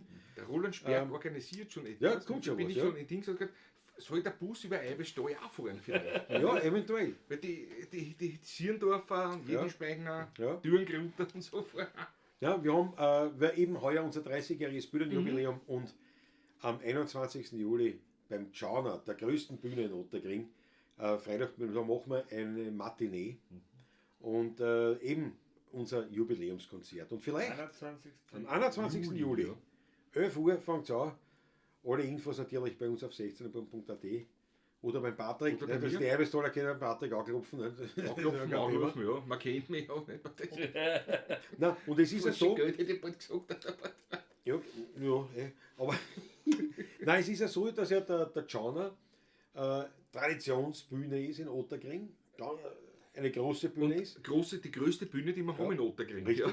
Und man muss eins dazu sagen jetzt auch, der Tschauner hat dann auch nach Corona und so sind ja alle Bühnen ein bisschen gestrauchelt. Ja. Und an sich ist machen sie fast keine Fremd- oder Drittveranstaltungen, sagt man mehr. Nicht? Also nur mehr Eigenproduktionen, Ja.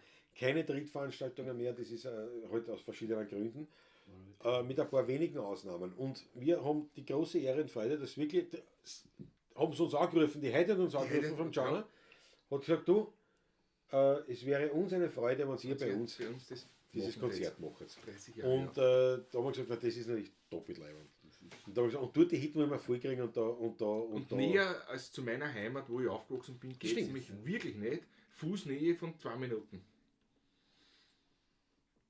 Also das ist wirklich genau in der Heimat und wie gesagt die größte Bühne in Otterkring. Also die man Freiluftbühne im Sommer gut bespielen kann. Also Absolut. Und Ja. Wetterfest auch ist. Ja, das ist ja überdacht. Und das kann man Mit wegziehen. Dackel, das man wegfahren Ja, kann. Wieder drüber Das fahren kann. modernisiert. Und, das wollen wir, und natürlich wird das auch mitgeschnitten. Also das wird schon dann auf YouTube und Co. wird es das natürlich dann in voller Länge auch geben. Also es wäre uns eine große Freude, wir machen jetzt schon Werbung, weil das wollen wir wirklich gern einfach vollkriegen. Nicht jetzt, weil wir sagen, wir wollen ein volles Haus, sondern einfach, wenn man sagt, 30 Jahre, Das war 16 wirklich Minuten kriegen und dann schön. hast du den vollen Schauner. Das wäre unser Traum. So, und da schau her, jetzt geht schon zurück, nicht? Christian Summerauer, also deine Karin, wie ich gesagt habe, zum Markus Pistonik, er soll seiner Karin ein Puzzle geben von uns, schickt die Karin von Husum schon zurück, Kuss zurück. Daraufhin der Markus Pistonik schreibt, na, meine Karin war gemeint. Gute Nacht an alle und die Buben, vielen Dank für den netten, wie immer, Abend, Marco und Sterzinger. Danke schön. Beste Danke Grüße dir. an die Martinsmann, danke schön. Alles Liebe nach Tirol. Und die jetzt sagen, ja, wir werden auch. Wir werden Eine auch Schlussnummer? einfach Schluss machen, eine Schlussnummer. Wir danken euch herzlich, dass ihr dabei Danke. wart. Leibend war's. Weltklasse, Super, dass du spontan. wirklich spontan vorbeigeschaut hast. Ich mache mir doch die Woche einen Schmäh. Und dass du Gibt wirklich, keinen wirklich Schmäh. du, Gibt keinen das ist so krass. Bedenplätze dabei. Das Ich kann schwer, das ist ja nicht lustig. Und Weltklasse, die Wildwurst, Wildkäsewurst und den Käse und alles, was da mitbaut. Du bist ja nicht gleich wieder gehen, ne? Das war schon ein bisschen Nachbesprechung. Nachbesprechung machen wir schon. Sicher. Und danke auch für den Einblick ein bisschen in die Wie gesagt, Was die Feuerwehr Feuerwehr und und Jagerei. Jagd auch angeht. Ja, genau. das letzte Mal war nicht, du hast reingekriegt, ich hab Zeit gehabt, hat der Arbeitgeber Zug. Hat passt. Passt, machen wir. Jederzeit gern, wenn sowas ist. Oder wenn ich schreibe mir mal dann. Wenn Ja. ich kann So ich. geht's bei Ja, uns. na Ja? sicher. Und spontan ist bei uns meistens da immer gescheiter, als wenn man lang was Nein, ausmacht. das Das wird nie was. Wobei ich sagen, eins muss ich sagen, ist wirklich, das ist schwer zu toppen, war damals wirklich bei der Feinripp-Pavlatschen, wie der Ackerl aus Kloster in der buckligen Welt. Und wie der Ackerl aus Kloster Neuburg schreibt, wenn ich mit zusammenpack, bin ich gleich da. Und ich habe gesagt, der packt jetzt zusammen und kommt. Ne? Und tatsächlich, Das war am Anfang, kurz nach Viertel rein, ganz relativ am Anfang. Ja. 1,5 Stunden. Ne? Also wir sind online, bis du kommst. Und wirklich ist gekommen. Hat er von mir noch sofort der Feinripp gekriegt, weil man muss schon mitmachen. Und das war noch eine mörderisch leibende Ja. Pavlatschen. Also das ist nicht so top, man hat es doch weiter gehabt wie du. Ja, Aber du hast dann einfach noch Dafür, schon ich bin zu Fuß gegangen. Ja, Umweltfreundlich. ja, umweltfreundlich. Ja. Ein Grüner, was ist was ist Okay, das sitzt doch. Jawohl. Manöverkritik gehört schon. Ja, genau, Franz Hem, ne? Er gibt uns recht. Na, dann gute Nacht, sagt Christian Summerer. Ich weiß nicht, ich glaube, die schlaft schon bis du heimkommst. Ja, schick ein Busel. Schlaf gut, Scheiße. Kein Bier. Ich soll die aufwecken. Ja. Du, wir bringen ihn heim dann. Das ist aber super. Ne? Der einzige Nüchterne, er oder der einzige, der fit ist, er, dann wird dann, warte, wir bringen ihn schon heim, das machen wir schon, das geht schon. Hängt die ein, hängt die ein. Wir kennen nicht mehr, wer hängt. Das ist leider, was ich den zwei bei mir einhängen. Das ist auch super. Und links auf die Knie. Ne? Weltklasse.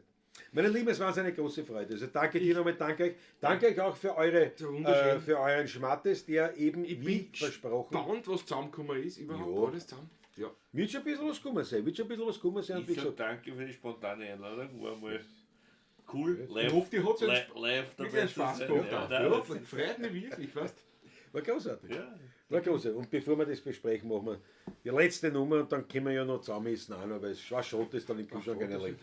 Ja, genau. In diesem Sinne, Muss man ne? Gräschl machen, ne? In diesem Sinne alles Liebe, pfiat euch gut und wenn wir noch gut drauf sind und nicht schlafen gehen, sondern dann definitiv noch weitermachen, machen wir auch die Müllkandeln zum Abschluss. Alles Liebe, pfiat euch.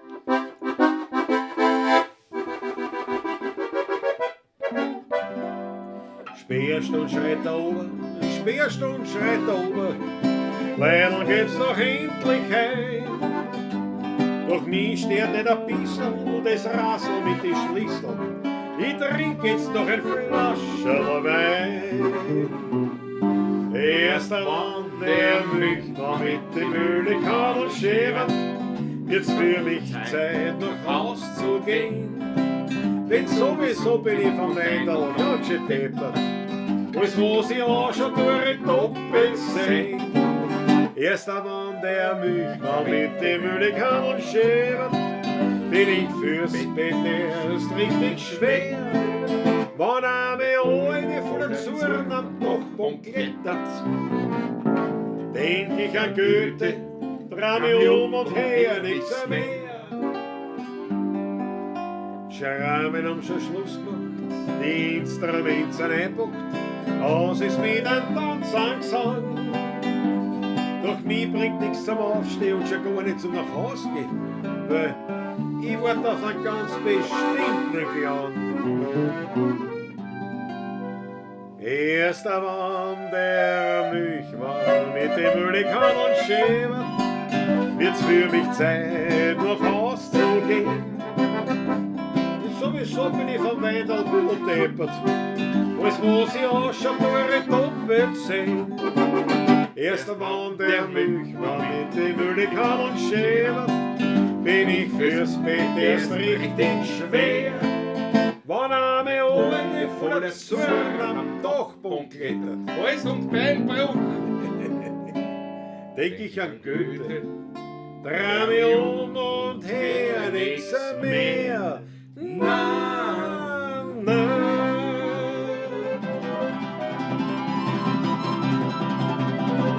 Alles Liebe, pfiat euch gut.